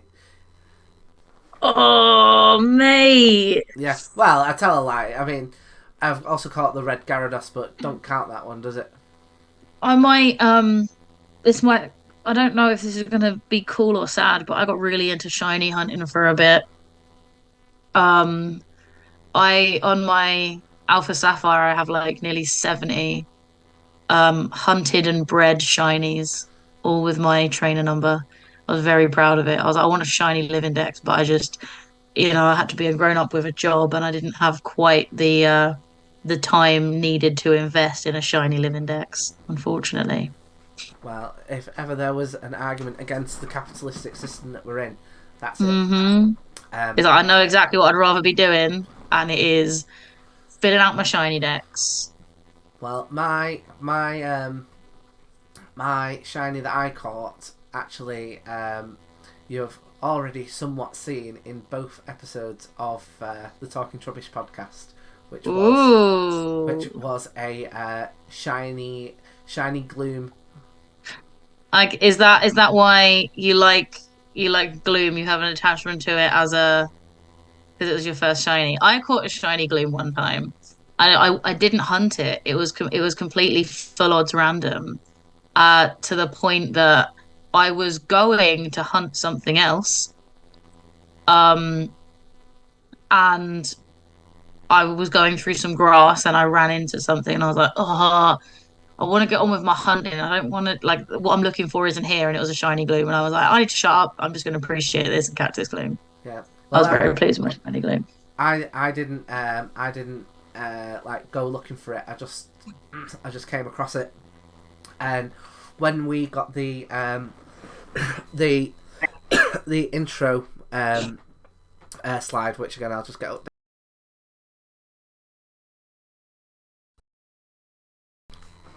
When we got that, I almost asked Rob to turn it into a shiny, but again I didn't want it to be like a I didn't want it to like stand out in any way. But if we get like read up, I might get changed into the shiny one that I caught. Do it, go for it. That's fine.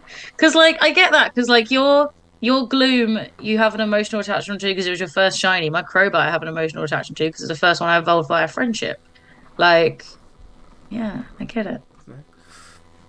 So for some reason I thought you were going to say I had an attachment to because it was my first tattoo, but then I was like, no, that's the reason why you got the other way around. So let's flip back into the decks. Let's see if people keep on being a dick to Charmeleon. Pardon me. Okie doke. So got more hot-headed by nature. Constantly seeks opponents. Okay, so we're in Ruby and Sapphire. Charmeleon mercilessly destroys its foes using its sharp claws. If it encounters a strong foe, it turns aggressive. In this excited state, the flame at the tip of its tail turns into a bluish-white colour. So we're back to the tail. Yeah, it feels like they're running out of ideas. I mean, it's back to the tail, but I guess now I'm sort of seeing it goes back to when Charmander's excited, like its emotional state affects its tail, and now it's like when Charmeleon's gonna fucking kill you, its flame goes blue. So there you go. If you're ever near a Charmeleon and its flame is blue, you might have like slept with its wife and it's not happy. So we got Gen 4 now. They've actually gone for something new here. In the Rocky Mountains, where Charmeleon lives, their fiery tails shine at night like stars. Which is... Oh no, that's just a tail thing again. Yeah, but at least they're not calling it a dick this time. That is true. It actually sounds quite sweet. Shine at night like stars. Like, maybe there are like children wishing on Charmeleon tails that they can see in the distance. I think that sounds pretty nice. Like you could be like, oh, is that the Joneses' house burning down in the distance, or is it a bunch of Charmeleons on a rock? Or you could be like, oh, maybe the Joneses have upset a Charmeleon and they because those flames have turned blue, right? And then we got some more of the same for Gen 6 and Gen 7. Tough fights could excite this Pokemon. And then again the tail. So yeah, that's that. There is our decks. Do you have any thoughts on the decks before we move on? I think I would like to know how many Charmeleons the people writing this decks knew, and if they just have one real angry Charmeleon, apart from the guy who wrote Diamond and Pearl. Because then like that one's like, oh, you know, and then the others are just like, well, this guy's a little bellend, angry little shit, you know. That's my hot take on the Charmeleon Pokedex entries. Fabulous. And we've got and I mean my thoughts on it is like, are they all dicks? Or are we going to see like a trend in the Pokemon world of hashtag not all Charmeleons? I would like that. Someone draw a Charmeleon looking grumpy and holding up a sign being like, I wasn't angry until you called me angry. Like, nothing was wrong until you kept asking what was wrong. Or just being really passive aggressive, like with a blue tail, like going, "Can I speak to the manager, please?" Nickname your next Charmeleon Karen. I think I've got a Karen. I think one of my Pokemon in Violet got named Karen. Nice. Okay, so we are gonna go into we're gonna go into the Smogon rating, which is, as you'll be able to see here, they're in a type called again, this is the competitive battling scene. They're in a type called NFE, which means not fully evolved, which means that I think it's like not really got a place, really a placement. It can't go in the little cup, and if it's not fully evolved, then it's like where's it going to go other than to fight other second gen types? Because it's the other. You know where like. All right, I'm going back to the story world bit. Sorry for interrupting, but like when like real world lions will like teach their kids how to hunt by like pretending that the kids are stalking them and like are winning in fights. I like the idea of like Charizards pretending to lose to like aggressive little Charmeleons to like help them tough. I mean, I could see that being the case. I mean, maybe that's why they get so angry, because they feel like ultimately all their victories are ultimately meaningless. Yeah. Well, maybe they're like, maybe when they realize the Charizards are letting them win, that's when they start getting really aggressive.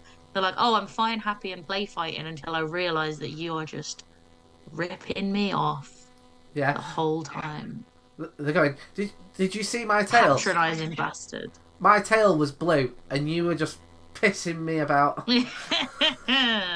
I tell you what, right, genuinely. So, in preparation for this episode, I'd not looked at a picture of a Charmeleon because I didn't want it to be. Like affect my drawing.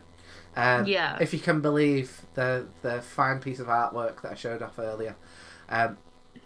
But when I got that picture up of Charmeleon, my first thought was I'd forgotten that Charmeleons have shoulders.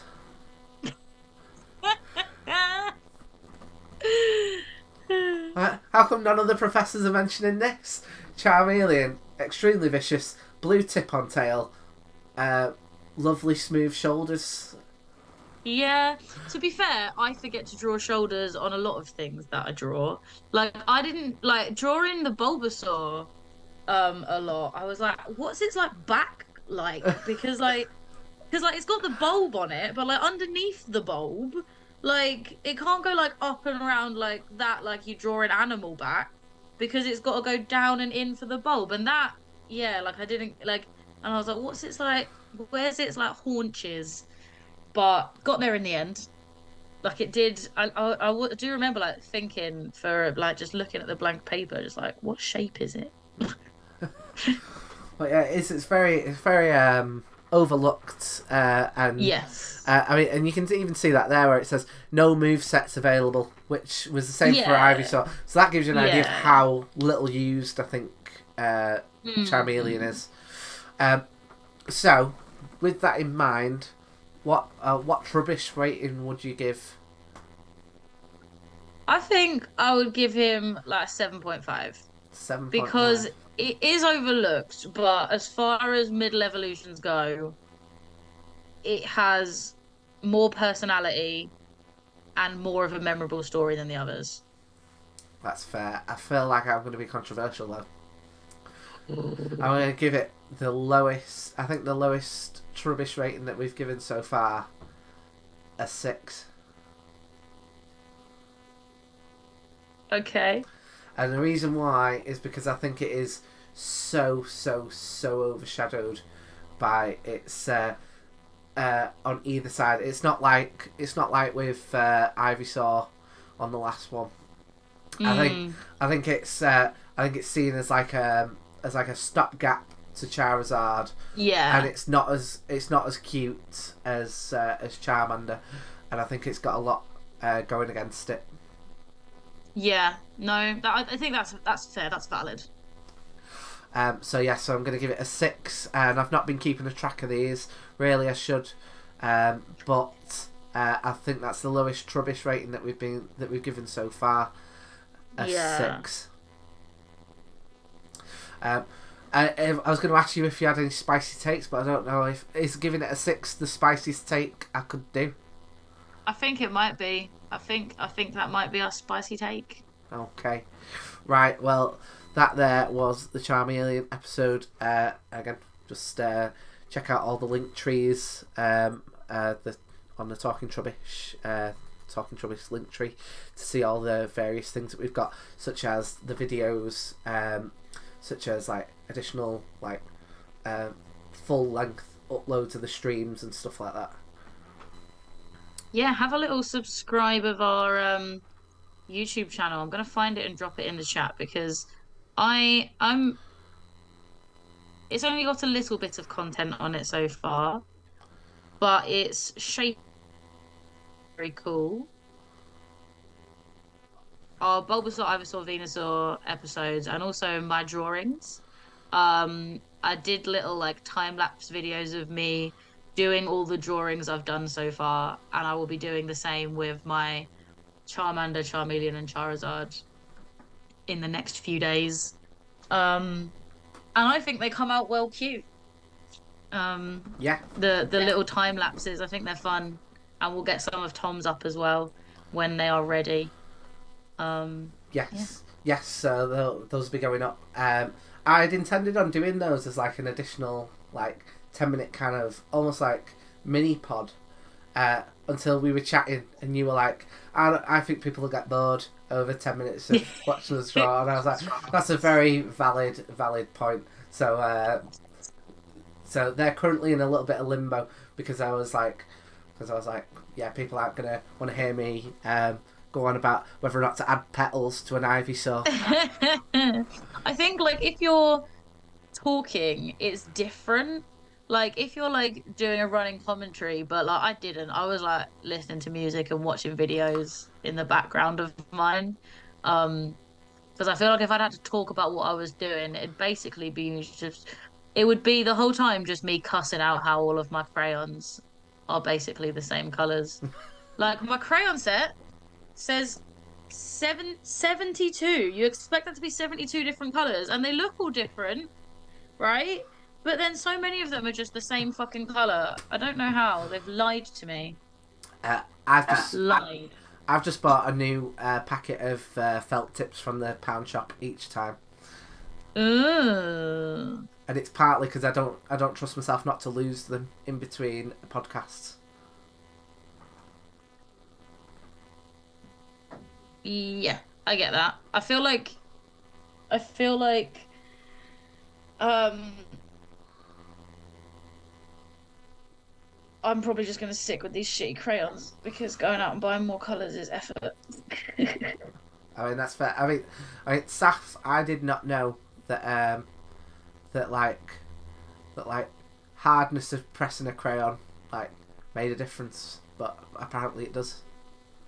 I mean, yeah, but like there shouldn't be so many that come out the same colour if I'm pressing them the same amount if they look different. Well, you know, I went for felt tips because I felt like that would more or less just be it. Yeah. But yeah, I've got an arts degree, but I am fully aware that there are different art forms, and drawing is not the one that I'm good at.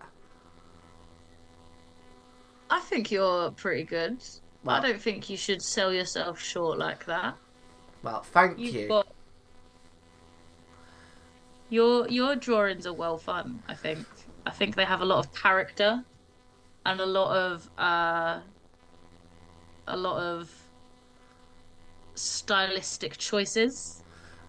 I don't. Do you know what? Right, I was doing it today, and I was like, it's nice that there's like a consistent theme because I've stuck with the felt tips, but it did make, and they look similar as a result. But it made me just go. I don't know. Like, I don't know if it's like, is it possible to make felt tip look good? Because if so, I have not discovered it. Yeah. No, that's fair. Whereas yours Um, actually look good. Like yours look like someone from like the anime drew them. Whereas mine look like, as genuinely happened, someone broke their writing hand back when they were oh, younger. nah, mine. I'm, I have mixed feelings about mine. Like none of them came out the way I envisioned them, but I definitely know they could have been a lot worse. Well, I've been continually impressed, and it's also made me kind of go. It's also made me kind of go like like because you've done yours in 10 minutes and I've done mine in 10 minutes, and I feel like yours definitely looks like more detailed than mine, even though I've put in the same amount of time. I get that, but I also feel like you do yours with like you try and do something fun with yours, and I sort of kept mine very simple. I feel like if I tried to do more with it, like your action shots, I would fuck up more, Well, you know? I mean, I don't know if you do the same thing as well. The thing that definitely makes it difficult for me, right? So, I've just behind me is my writing and drawing desk, and I've got the I stick the camera in this tripod, and I'm like drawing it in front of the camera, which I every time I've done it, I've been like, this is I'm hoping making decent content, but it is definitely making the drawing worse. That is understandable. And sometimes I'll be like going, would it be better for me to just do this through looking at the camera lens, or doing this weird kind of craning myself over it and trying to get it whilst creating the video? Because I don't get any depth perception with the video.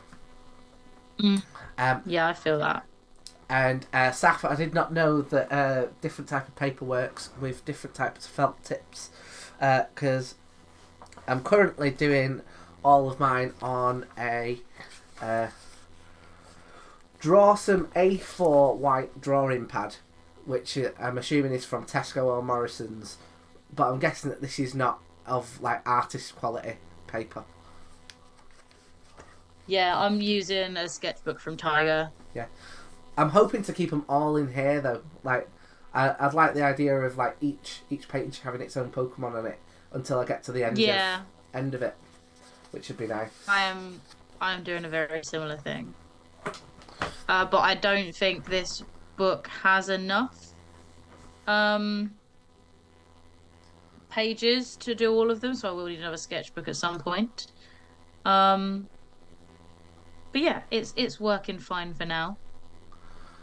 Uh, Saf says, why not do it upside down, then shift the perspective in edit, and it's not artist quality, but the most bleedy paper ever. I mean, it's one of those things where I'm fully aware, Saf, that I feel like some of my MO is that some of my comedy seeps through the fact that some of the things I do I'm not very good at. So I'm happy to lean into that as far as these drawings are concerned. Yeah, Oh, I'm doing a similar thing where I haven't bothered to go out and invest in like good quality like art materials. Maybe if doing this means that my skills improve significantly, then I'll think about making it more of an investment. But so far, I'm quite comfortable uh with my slightly subpar equipment. yeah. Well, I mean, and Saf just pointed out, like, art stuff is expensive once you start kind of going down that route. So, um, It is. there you go. So there you go. If ever there was a better chance to plug the Patreon, get on there. in order so that me and Kirsty are not in the pockets of Tesco's arts, like whoever their like art director is. Right, should we go into Charizard and box these three off? Let's do it. Okie doke. So Charizard, I feel like he's the big boy. I remember saying to you as we were putting the idea of this podcast together, I was like, Charizard is like the big hitter as far as I'm concerned. Like second only to Pikachu. Yeah. And like the fact that he comes like so early on, I was like, this is the episode that I think has potentially got a whole bunch of eyes on it. So, do you have any memories or attachments to Charizard? I mean, obviously, all of my Charlie Charmanders evolved into big, rough, tough Charlie Charizards. I remember I have had quite a lot of memories of Charizard actually. So I remember um quite successfully just slashing and flamethrowing my way through literally everything and not really bothering to raise any other Pokemon because my Charizard could literally fuck everything up. Um, Quite a few playthroughs as a child. Um, I remember one time in a run, I must have got a Charizard with just shite stats because it missed constantly. And I ended up like keeping it with me because I was quite sentimental and I didn't want to put it in the PC because it was my starter. But I really used a Doug Trio as my main Pokemon more than my Charizard. And that was like the first time playing as a child that my starter Pokemon wasn't my highest level Pokemon, which was pretty cool. I did I did as a kid have a team of Charizard and Pikachu, basically trying to do not Ash's team because I couldn't get the other starters on Red and Blue, but I had the Charizard and the Pikachu as like my two main at one point. And I also felt like the one Charizard I had where I ended up using a dog trio more, I quite enjoyed, not enjoyed, but like it was a bit shit. And I felt like it was a little bit like the Charizard in the show. It wasn't, it just like missed a lot. And I think I must have just thought it was being I definitely projected onto it a little bit. But it was I remember that vividly. I remember how angry I was that my Charizard was just not good. Um compared to other Charizards I'd had before. I remember not understanding how the move fissure worked. Um, one time playing with a Charizard and thinking, "Oh, this is a cool and different move," and then I didn't know how to use it properly. So when I went to use it, I was like, "Why the fuck does it not why is it not working? Like, why is it so crap?" And it just turned out I wasn't using it properly. And I was just using it against Pokemon that it had no effect on. Um, and it was very specifically designed to be like used as part of a strategy, where my strategy was still very much just like throw throw all the power I can out of it. Um, Mm. yeah, like yeah, it was um not I was not the best Pokemon trainer as a child, to be honest with you. And my overuse of over-leveled Charizards very much exemplifies exactly how. Yeah. Well, I mean, I think I'm somewhat similar in that. Like, I seem to recall having a Charizard, and I would have had flamethrower on it. I would have had fire blast on it. I would have had like like in my head. I was like, why wouldn't I have this have just all fire moves? And now, I changed that up, but like that was kind of my mindset. I didn't see the point of you know stat type moves that changing anything like that other than poison or burn. Like I don't see the point of that. And even then, like what's the point of putting those on when you can actually use something else that's going to end up inflicting damage and giving a burn or giving poison. So, Yeah. and I think I've been in that same situation where I've had a Pokemon that I've been just like, you're not very good, and it pains me to take you out of the team, but I'm gonna have to. I seem to recall my Snivy being like, I think I mentioned it in the last one maybe, where Snivy's like one of the few starters that I've ever like regretted picking, and I think that's partly because I thought that the design was a bit lame. I didn't like the fact that they like lost their limbs. But, Yeah. like I wanted them to turn into like a big dragon versus like become like a snooty snake. But also, like, I didn't see the point of I don't think it had very good stats, because I'd just be battling with it and I'd be like, you are pointless. Just get off my team now.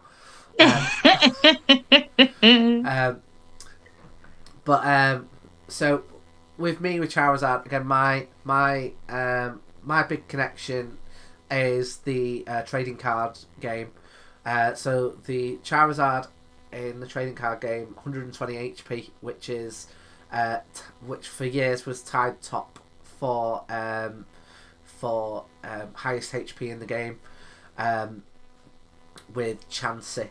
That was the other one that had 120 HP.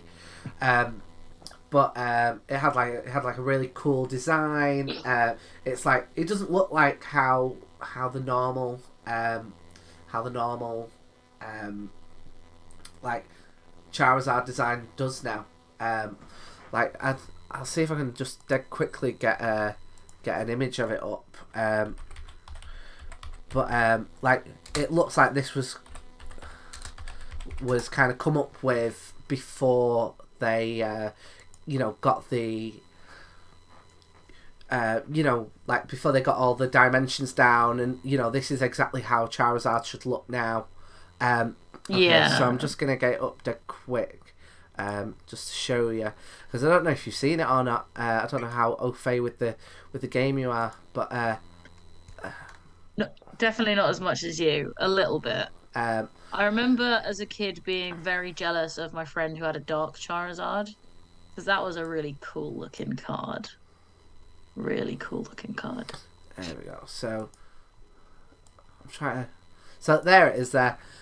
So you can like see it's kind of like drop down, and it's like it's in the middle of a fire blast. This is actually the. So you can see this little 2 here that's like in the bottom right of its like image. But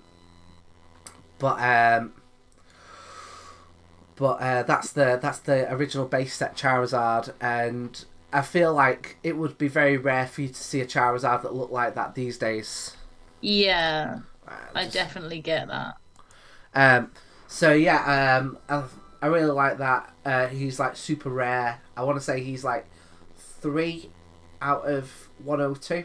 There's 102 in the base set, and he's number 3, and the numbers go alphabetically. And like I think only like Alakazam and like maybe Blastoise is rarer, but it feels like more people had Blastoises, or were more willing to trade them back then because Blastoise doesn't have quite as high of like a HP. I think Blastoise is, I want to say 100,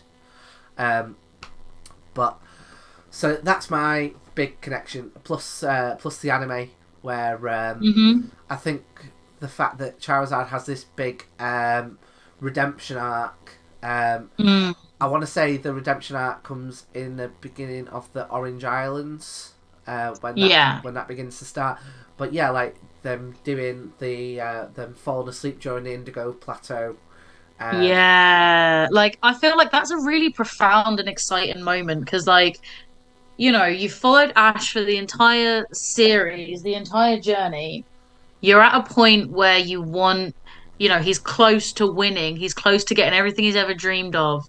And then, and Charizard, you think Charizard's coming through to fight to fight the other Charizard, and then just gives up because it sees the Pikachu as beneath it. And I feel like that was such a good way for Ash to lose mm, because the whole time that Charizard had disrespected him, he had he had never acknowledged the flaws that Charizard saw in him. He had just kept on doing what he was already doing and hoping that Charizard changed its mind, and Charizard never did. mm, Um, and it was in that moment that he was like, "Oh, I've got to be better. I I am incapable of achieving my dreams as long as my Charizard feels this way about me, as long as I am not making the effort to find out what the problem really is and resolve it." Um, and I think that's like a really big, important, like learning moment. And it also, like, it makes more sense for why Ash would lose than, you know, that guy who just happened to have three legendaries or whatever it was, mm. and whipped the shit out of him. And it's just like, okay, so that doesn't make sense as much as, but the Charizard was an ongoing narrative. It continued to develop and it continued to get depth. And then by the end of it, like when it all gets thrown back in Ash's face at the worst possible moment for him, I think it was a big narrative reward. Mm. Yeah, and I think when you have that as a big key moment within the story, um, for them to then be able to carry on past that journey, I think is only a reward for the viewers for keeping up with it.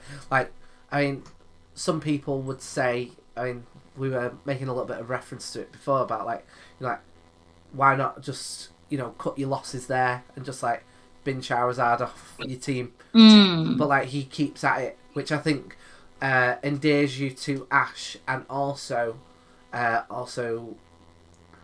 enables for you to endear yourself to Charizard, but like more of like a long term thing. Yeah. And like I think Ash's relationship with Charizard does have some of those moments where you see a lot of Ash's humanity.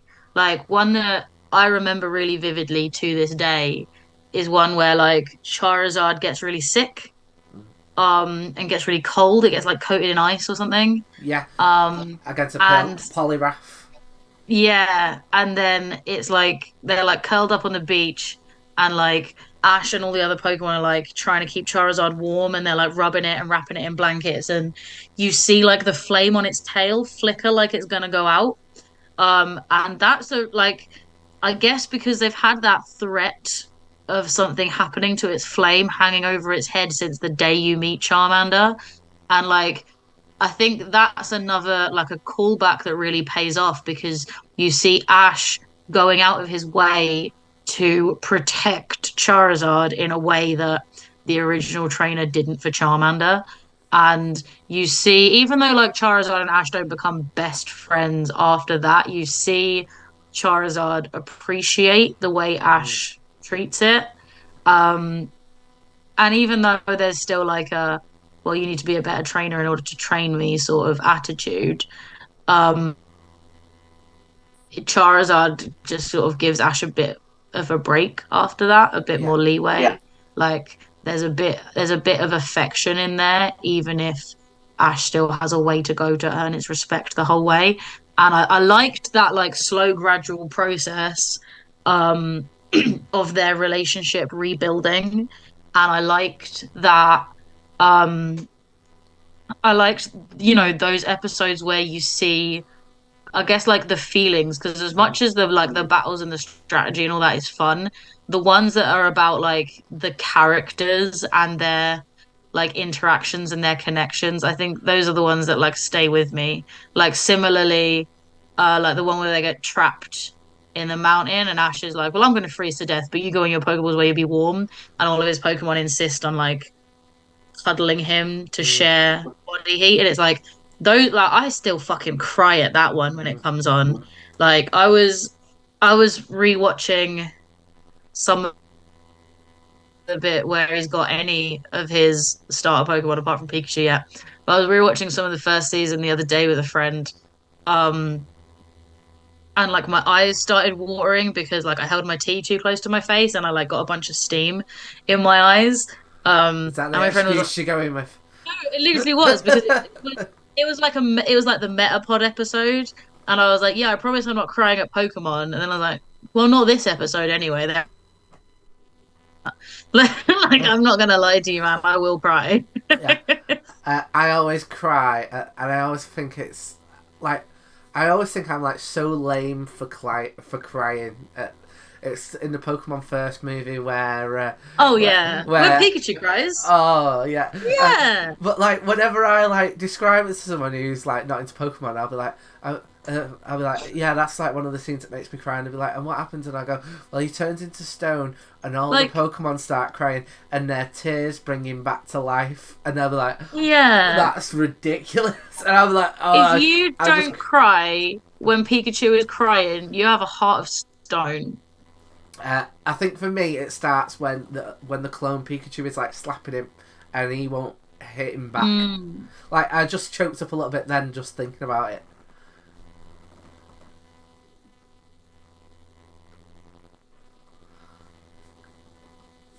So, oh, and I think one other thing that like really jumps out at me that that like connects me to Charizard is so he plays like a seminal moment in the third movie, um, with Entei, Mm-hmm. and this was a point where I kind of noticed that I was dropping off a little bit from Pokemon. Like I knew I was dropping off a little bit around about Ruby Sapphire time anyway. Um, Yeah.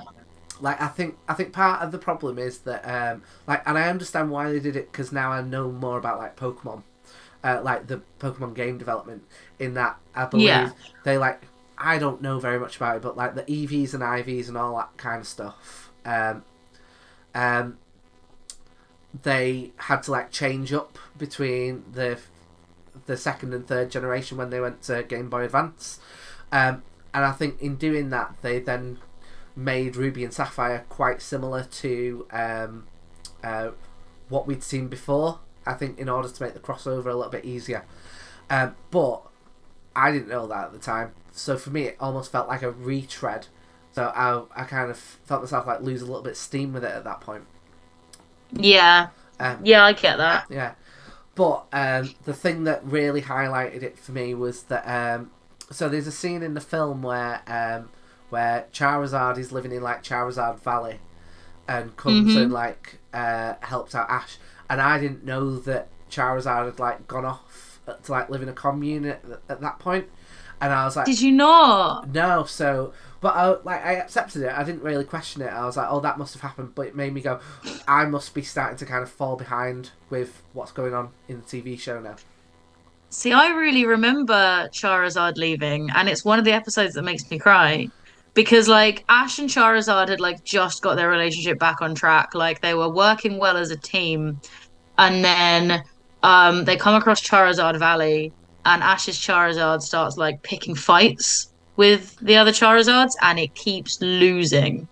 And the woman running it is going like is saying to him like, "Oh, your Charizard is fine, but it's really weak compared to other Charizards. Like it's fine on your team.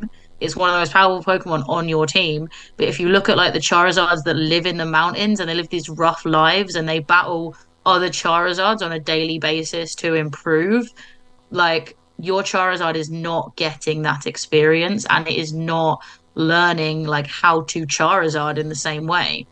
Um, and like there's this like really like difficult bit where they all acknowledge that Charizard would be better off with its own kind learning how to grow the way it needs to in order to fulfill its potential. And the reason it's been so frustrated has been because Ash hasn't been providing that. Um, and then when I remember it so vividly, at the end of the episode, you can see that Charizard kind of wants to stay with Ash because they finally like reconnected. But Ash knows that Charizard is better off in Charizard Valley, and so he just doesn't give Charizard the choice. He's like, no, you're gonna stay here. And like it's one of those like if I say I want you to come with me, but it's best for you to stay here, they won't listen. So like Ash is like, I have to be a dick so that you don't want to be Mm. around me. And Ash goes, no, stay here. Who wants a weak Charizard anyway? Mm. And Charizard gets angry and leaves. And then Ash turns and runs away from Charizard Valley. And the end of the episode ends with like a shot of his hat pulled down over his face because he's gonna miss Charizard so much. Ah. And like I still cry at that. And I'm like, I know it was best of each other so much. Ah. um, so presumably you like it when he turns up and does like some like little cameos then. I do. I think I like it when all of the Pokemon that Ash leaves behind have cameos. Like I really want to see like, Butterfree raising a family of little Caterpie, with his pink girlfriend. And I want to see like Pidgeot taking care of the Pokemon in the forest and things like that. Like I want all of Ash's Pokemon to like be revisited Mm. and like you see them living their lives and you see like the things they left to do. I want to see Primeape Mm. come back, a fucking champion. Like there are so many, and I definitely remember the first generation ones more than the rest, Mm. if I'm honest. Maybe the second and third generation I also watched because I was at an age where I could watch it religiously. Um, but like when we get to other generations, I'm gonna need to revisit it to Oh, know what the fuck I'm talking about.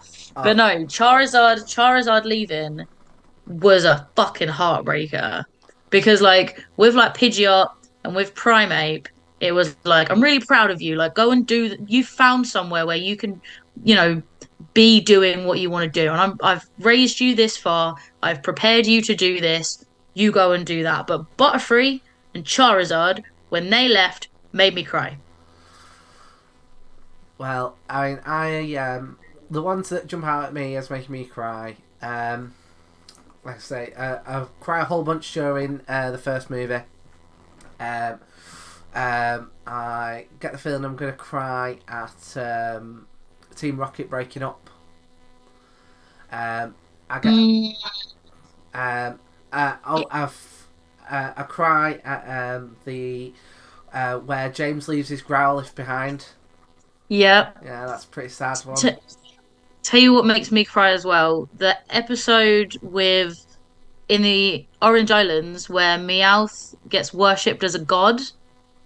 And they have like a ritual and a festival um, where Meowth has to use Payday, but because Meowth learned English, he can't use any Mm. moves, so he doesn't learn pay. Doesn't have Payday. So Jesse and James, who were originally just like, yeah, go on, fuck off and be a god. You don't want to be with us. No, no, no. They throw all of their money Mm. into the town so that the people can scoop it up, and they run out of money. And James throws his lucky bottle caps, Yeah. and Meowth sees the bottle cap, and he's like, this was them. And he gives up being a god to go back and be with them after they were like, look, let's just throw all this money, throw away our lucky bottle caps, let Meowth be a god, and we'll let him live where he will be worshipped because he will be happy.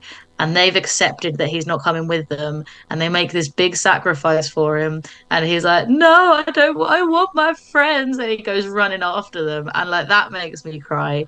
I'm such a fucking pussy, man. I cry at everything. Mate, I do that. I've got a thing where there's certain films that I'll be like, that's got a sad ending. I Mm, can't watch it. Like I've never watched Green Mile because I know that it's gonna do me in. Um, but another Meowth one that makes me cry is the one where you find out how he learned how to speak to impress a female Meowsy. Yeah. Oh, is that That their name? bitch. That bitch Meowsy. Uh, I can't wait for the Meowth episode. I'm gonna be so mad about this Meowth that was mean to Meow. so there you go. If Uh, that's not more reason to get yourself following and subscribing, I do not know what is to hear us in around about 52 episodes or however many it is, being like, what a bitch. What an absolute bitch. I'm gonna bring him a wine for that one, and I'm just gonna get like drunk and angry and talk about what a bitch Meowsy was, and then then I'll have to talk about Persian afterwards, and I'll be dead. I'll be a bottle deep, like, oh, it's a kitty cat. You'll be like, was Giovanni that bad? You know, God loves a trier. But Charizard. Yes, Charizard. Well, should we have a look at his Dex entries? Let's do that. Let's do that. When it loads up, one moment. I feel like the Charizard Pokedex entries are like the first ones that get like silly. Because I mean, admittedly, we're very early on, but like a lot of them do make quite outrageous claims about what Pokemon are capable of, and Charizard is the first one with like measurable claims that feel like they're a lot. Well, I mean, I think I either mentioned this one today or on the podcast that I did earlier this week. That this top one here about Spitfire that is hot enough to melt boulders. That's like one of the Pokedex entries that I really like. I really remember like that one. Like if you were to ask me like, oh, is there like any Pokedex entries or any facts about Charizard that you know off the top of your head, I could have told you that apparently he can melt boulders. Which like I've got the page open in front of me, and there are a lot of claims here. Like Spitfire hot enough to melt boulders, and then at Stadium can quickly melt glaciers weighing 10,000 tons. That's very specific. How many glaciers did they have weighing 10,000 tons, and they timed a Charizard doing it? And then actually, I love the one for Crystal. It uses its wings to fly high. Like, well, duh, that's what wings are for. But then further down, we can go back and go through them properly in a bit. But like, this is just another one that just feels like an outrageous claim. Emerald, it breathes intense flames that can melt any material. That's a lot. I do like the addition, however, it will never torture a weaker foe. That's cute. That shows that Charizard is a noble creature. And then, literally the next one, its wings can carry this Pokemon close to an altitude of 4,600 feet. Like, that's very high. That's very high. Indeed it is. And like, and that's very high and very specific. So I feel like some people are looking at some very impressive Charizards for sure, but they're also like being weird about measuring it very specifically, or they're just making shit up. So they're just like guessing that's about.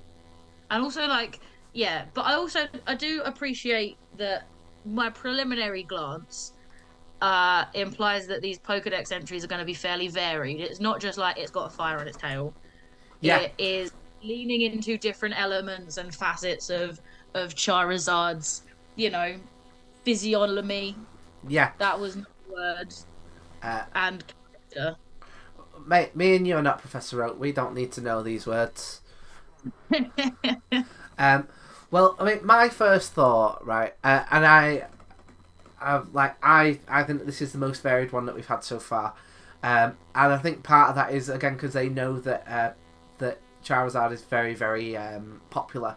So I think, you know, if you were to get a Charizard, there's a chance, probably a higher chance than likely than like with the other Pokemon that a kid might end up wanting to read this and read something cool about Charizard. I mean, my first thought though when we got this page up was it spits fire, which to me makes him sound like a rapper. Yeah. Like some Charizards spit fire and some spit bars. Yeah, but all of them are hot enough to melt boulders. Yeah. Yes. Okay, so we've got in yellow. When expelling a blast of super hot fire, the red flame at the tip of its tail burns more intensely. Which, like, that was probably the first like Pokemon game for like a lot of crossover people, and I think that's the worst Pokédex entry that we've read so far. Yeah, like that honestly doesn't tell us anything new since Charmander. Yeah, it's just 5 o'clock on a Friday. We need you to stick in Charizard's entry. Oh, fucking tails on fire, right? Pub. Okay, so we've got gold. If Charizard becomes furious, the flame on the tip of its tail flares up into a whitish blue colour. They've basically ripped off Charmeleon there. Yeah. That was a Charmeleon one. They put the word Charizard in. Yeah. But like Silver, the same generation, they actually wrote something new. Breathing intense hot flames, it can melt almost anything. So in Emerald, it definitely can melt any material, but Silver, almost anything. Its breath inflicts terrible pain on enemies. I realize it means when it's doing like flamethrower, but like there's a bit of me that's just like it breathes fire and separately has like some stanky ass breath. I was thinking that. I thought, are they saying that he's got halitosis? Yeah. Just like Charizard needs to invest in some Listerine. Just like, could you? Do you know what? Yeah, Charizard, you can. I'll tell him that you can melt anything so long as you fucking have this polo, please. I am gonna keep looking at Crystal though. It uses its wings to fly high. Like, what the fuck else was it gonna use them for, dude? Well, come on, man. Just look swish, mate. Yeah, it's just Charizard's wings are purely decorative. That a Charizard cannot fly. Well, I mean, to be fair, I mean, we were mentioning it before. Charizard is a big boy. If it turned out that it was like this Charizard is so big it cannot fly, I'd be like, fair dues. Yeah. He's a big chunky boy. We've got Charizard flies around in the sky in search of powerful opponents. It breathes fire of such great heat that it melts anything. However, it never turns its fiery breath on any opponent weaker than itself. That's very detailed. And also, I think that might be my favourite Pokédex entry we've seen, because like it tells you about Charizard's like habits. It tells you about its strength, and it also tells you about its character. Like that is very thorough.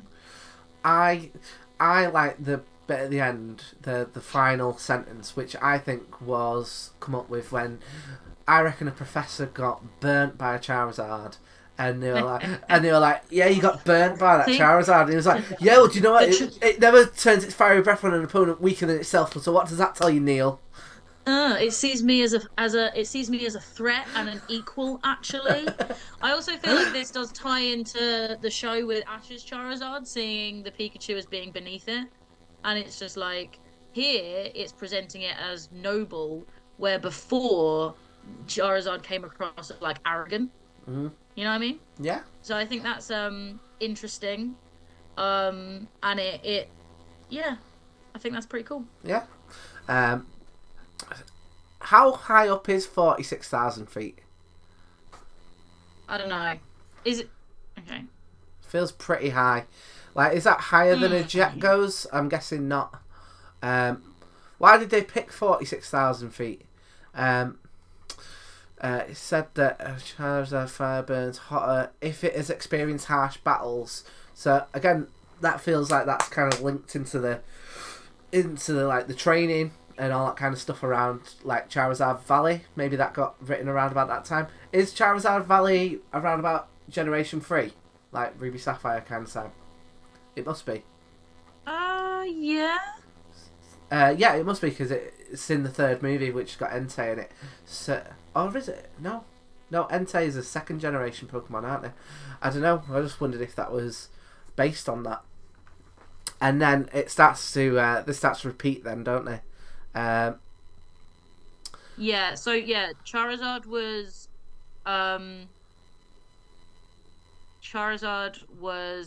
with Ash up until Johto. Um. Uh. But then moved to Charisific Valley there. Um. But yeah, made cameos later on. He was still Ash's Charizard.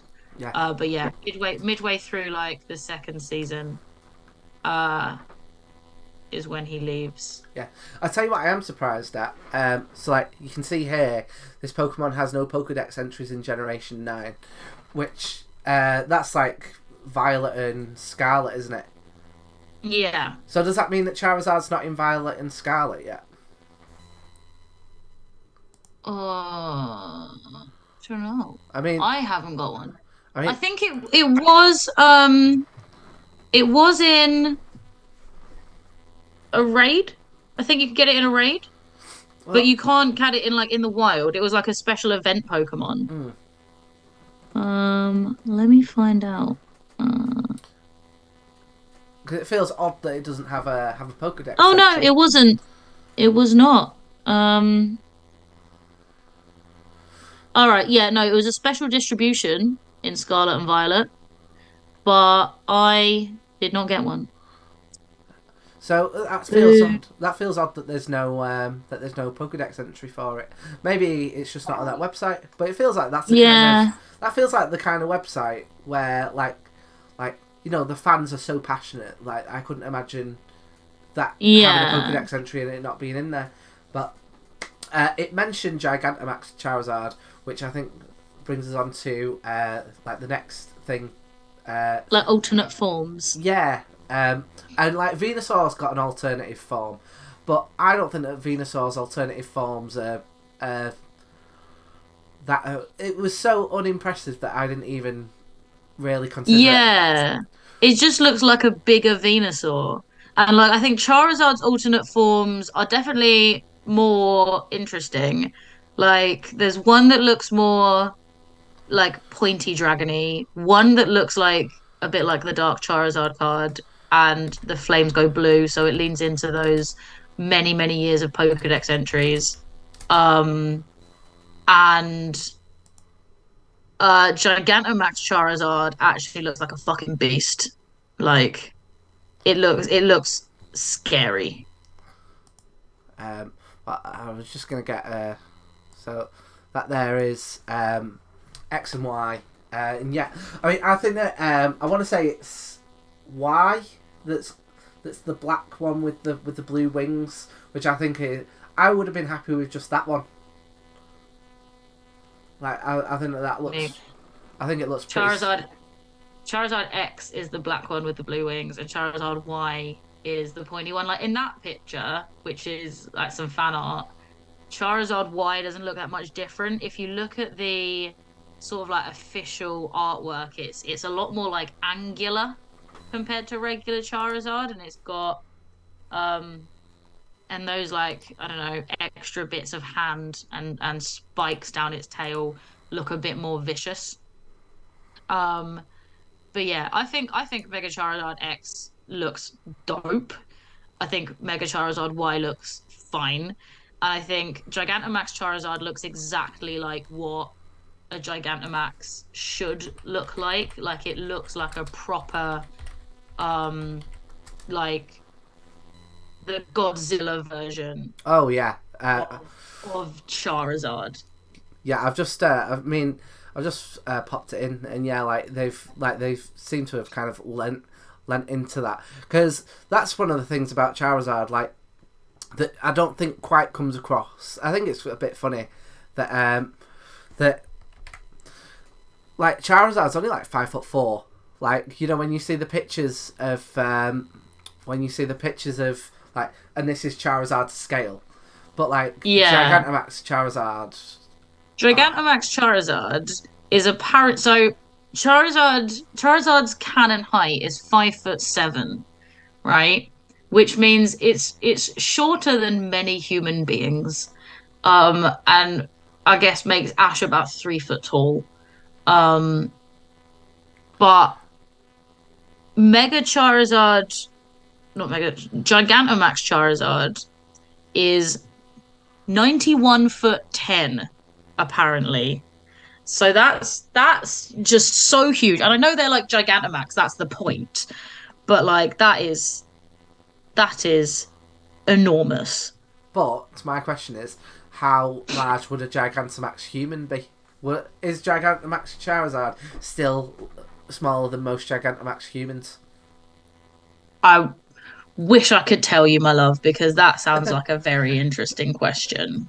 Well, okay. Well, whilst we hopefully get the answer to that in the chat, which I don't think will happen because no one knows.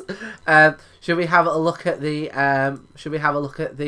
Smogon for Charizard, which I'm guessing is going to be absolutely like. I'm guessing this is going to be pretty high, pretty decent. It's going to be everyone uses Charizard. Everyone like overuses Charizard. Like we know. We know. So here we go. We've got it up here, and Charizard falls under a tier called PUBL, which stands for PU Banned List, which would appear to be so ban list for not a playable tier. So that must be because it's kind of overused, as it were, or overseen. But in terms of, you can see there with Mega Y is in OU, which stands for overused, and Mega X, which is also overused. And I'm guessing that if you didn't have Mega X or Mega Y, that would have changed Charizard's status to overused themselves. Yeah, I get that. Yeah, that makes sense. And like you can see here as well, like there's two different like options that you can go for. There's like, unlike with Charmeleon, there's like overview and like various different types of abilities and different like play styles. So yeah, he's pretty popular, isn't he, Charizard? Yeah, he's got enough of a like move set, like a varied enough move pool, that you can do different things with it, which is pretty cool. So we've seen what the competitive scene rates him. What are we giving him for a Trubbish rating? I think I'm gonna give him a 9, because I think Charizard has a really, really memorable story arc and is fun to play with. And I think I like the lore around Charizard with its like varied and versatile Pokedex entries. And I think, it is overused. You see a lot of it. It become very much like a franchise mascot in a way. But I get why. I can't complain about it really. I'm gonna give it the same. I'm gonna give it a 9. Which is I want to say the highest Trubbish rating that we've given on the channel. You giving a 9 and me giving a 9. Giving him a 9. Is it possible to get 10? I do not know. I don't know. We'll see. I mean, we'll see how we go. I've already had one that's flashed in there that could potentially get a 10. Oh yeah. Yeah. Do I get to know, or do I have to wait and find out until you give a Pokemon a 10? Well, Tell if I me change my mind. if you want to tell me, do it after the stream. And then Okay, it'll still be a surprise for some people, even if you tell me. okay, no. Well, People I have to tune in to find out which indeed you one's will. In 140 or so episodes time. okay. Okie doke. So, do you have any spicy takes on Charizard before we draw it to a close? I think I've said all my spicy takes. Like I think like it's a little bit overdone, but I don't mind because I get why. Um, I really liked its narrative. I would have liked to have seen more of that nuance, either in Charizard or in other Pokemon, other of Ash's relationships and connections with the people and Pokemon around him. Um, yeah, that's it. That's my overview. Yeah. Not spicy, I don't think. Well, my take on them is it's more of a theory, I suppose. I think so. They're famously fire flying, and sometimes you'll see memes that are like Swablu, dragon, Charizard, Yeah. not a dragon, right? But I think I want to say that this is correct, right? I believe the typing came in later in development where they started to give the Pokemon typings. Yeah. And I wouldn't be surprised if Charizard started off as Fire Dragon and actually had it removed because of how overpowered Dragon is, particularly in the first generation. Yeah, and I feel like Dragon is a very overpowered type, and also I feel like they didn't want to give that to a starter. Yeah, yeah, Like definitely. you pair it up with otherwise it just makes Charizard so overpowered, and Charizard is quite overpowered already. Like if you pair it up with something that like is an advantage, but not such a massive advantage that like the strongest trainer in the world is known for using that type, you Mm, know? yeah, Um, and like I feel like the if you can only be two types, like there are some Pokemon that fit multiple types. Like every Pokemon could be fighting type because they all fight. mm, You know, every Pokemon could be normal type because like why not? It's just normal. What does normal even mean? yeah, Like I feel um like don't don't take it so let Charizard not be a dragon. It's okay. mm, Like it's fine. It's not a big deal. yeah, It does fit fire and it does fit flying. It could equally also fit like normal if you wanted it to. It could fit fighting if you wanted it to. It could do a lot of things. yeah, If people just relax. yeah. And I think it would have majorly imbalanced it as well to have like it would have been like, yes, I know that you are gonna struggle a little bit to have Charmander in the first two gyms, but if you like tough it out once it hits level 36 or whatever it is specifically for Charizard, I think it's 36. Once you hit 36, you end up with a fire dragon type. Like there'd have been Yeah. no point in picking the other two at that point. And like if you picked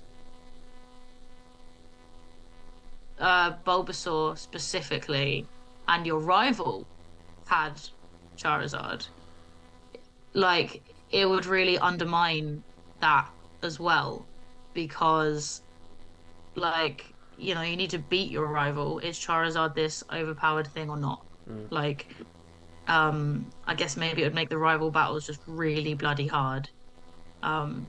Who knows? Yeah. Yeah. Right. Well, let's draw it to a close there. So so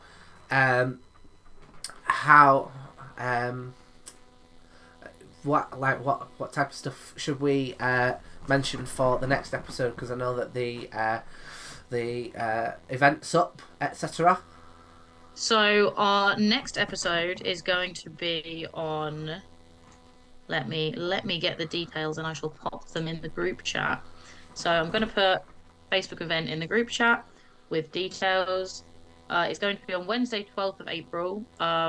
I put for some reason I put at 7. I should have put at 7:30 because that's when all of the others have been so far. So I will change that. It will be at 7:30, the same as the others. We're going to be talking about Squirtle, Wartortle, and Blastoise.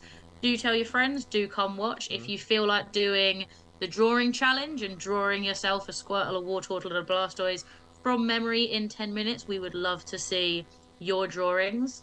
Um, and I guess that's it. In the meantime, um, like this will be up on our Podbean and our YouTube at some time soon, so you can listen back to it if you want or share your friends. Um, on those platforms. I definitely would love it if you did. Um, and yeah, that's all of the Trubbish related things. Um, Tom, do you have anything fun coming up you wanna tell people about? Right. Um, on this channel, I mean, I made a couple of references to it, but we're playing through Pokemon Violet, and me and the chat are like naming the Pokemon and like doing various things that like they tell me to do. You know, like when we get like new moves and all that kind of stuff. And I'm also doing bits where like I'm giving all the characters different voices, and I do bits where I'll like give my own like I'll like similar to like what we were doing today, you know, with the Pokedex entries, like kind of I don't know, picking holes, being a little bit of a dick, but kind of uh, just kind of taking the Mickey a little bit out of the story, and kind of it's like, oh, what's his name now? Yeah, there's like a character that's got like a fringe over his eye, and he like come in and Hmm. he was like, hey, who are you? And like I'm giving him that character, and I'll be like having like arguments with him as we're like going through the stream and stuff. So people seem to be enjoying that. So feel free to join me on that. On Tuesdays and Thursdays, and next one will probably be on this Sunday, like in the afternoon time. I've changed my streaming schedule. I used to do it on Mondays and Thursdays, but I've changed it to Tuesdays and Thursdays because I felt like it was, with me and you doing this collaboration for the podcast, I felt it was counterproductive for me to be streaming on a day where you also regularly stream. So I decided to change from Mondays to Tuesdays. So I've got that on, and I'm also working on something called the Comedy Horror Show, which is like an occult cabaret that's kind of slowly piecing together. But hopefully by the time that because this content's going to be going out in the future, as we're like making it so that people can watch it now but also watch it in the future as well, and it kind of still feel as relevant. I'm hoping that by the time that you watch this in the future, that'll be up and like going to like various comedy and rock and goth venues to put on this kind of like cool little horror show. What about you?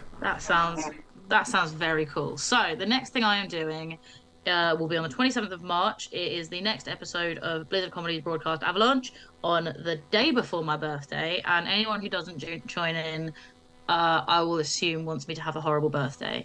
I've put the details and the Facebook event for that in the chat. That's going to be lots of fun. We've got loads of great guests. And it is on Twitch, on the Blizzard Comedy Twitch channel. We do a lot of fun things on there, so please do come and tune into that. Um, then I'm not going to perform. But I will be at Manchester Punk Festival, and if anyone's going to Manchester Punk Festival, like let me know and we'll go to some gigs together. And I'm staying an extra day to go to see Blizzard Comedy featuring headline act Randolph Tempest on Monday, the 10th of April. And again, I've put a link to where you can book tickets to that in the chat because I'm going to be there and it's going to be dope. And I think you should come and watch my show and have a nice, busy, full room because I will enjoy it.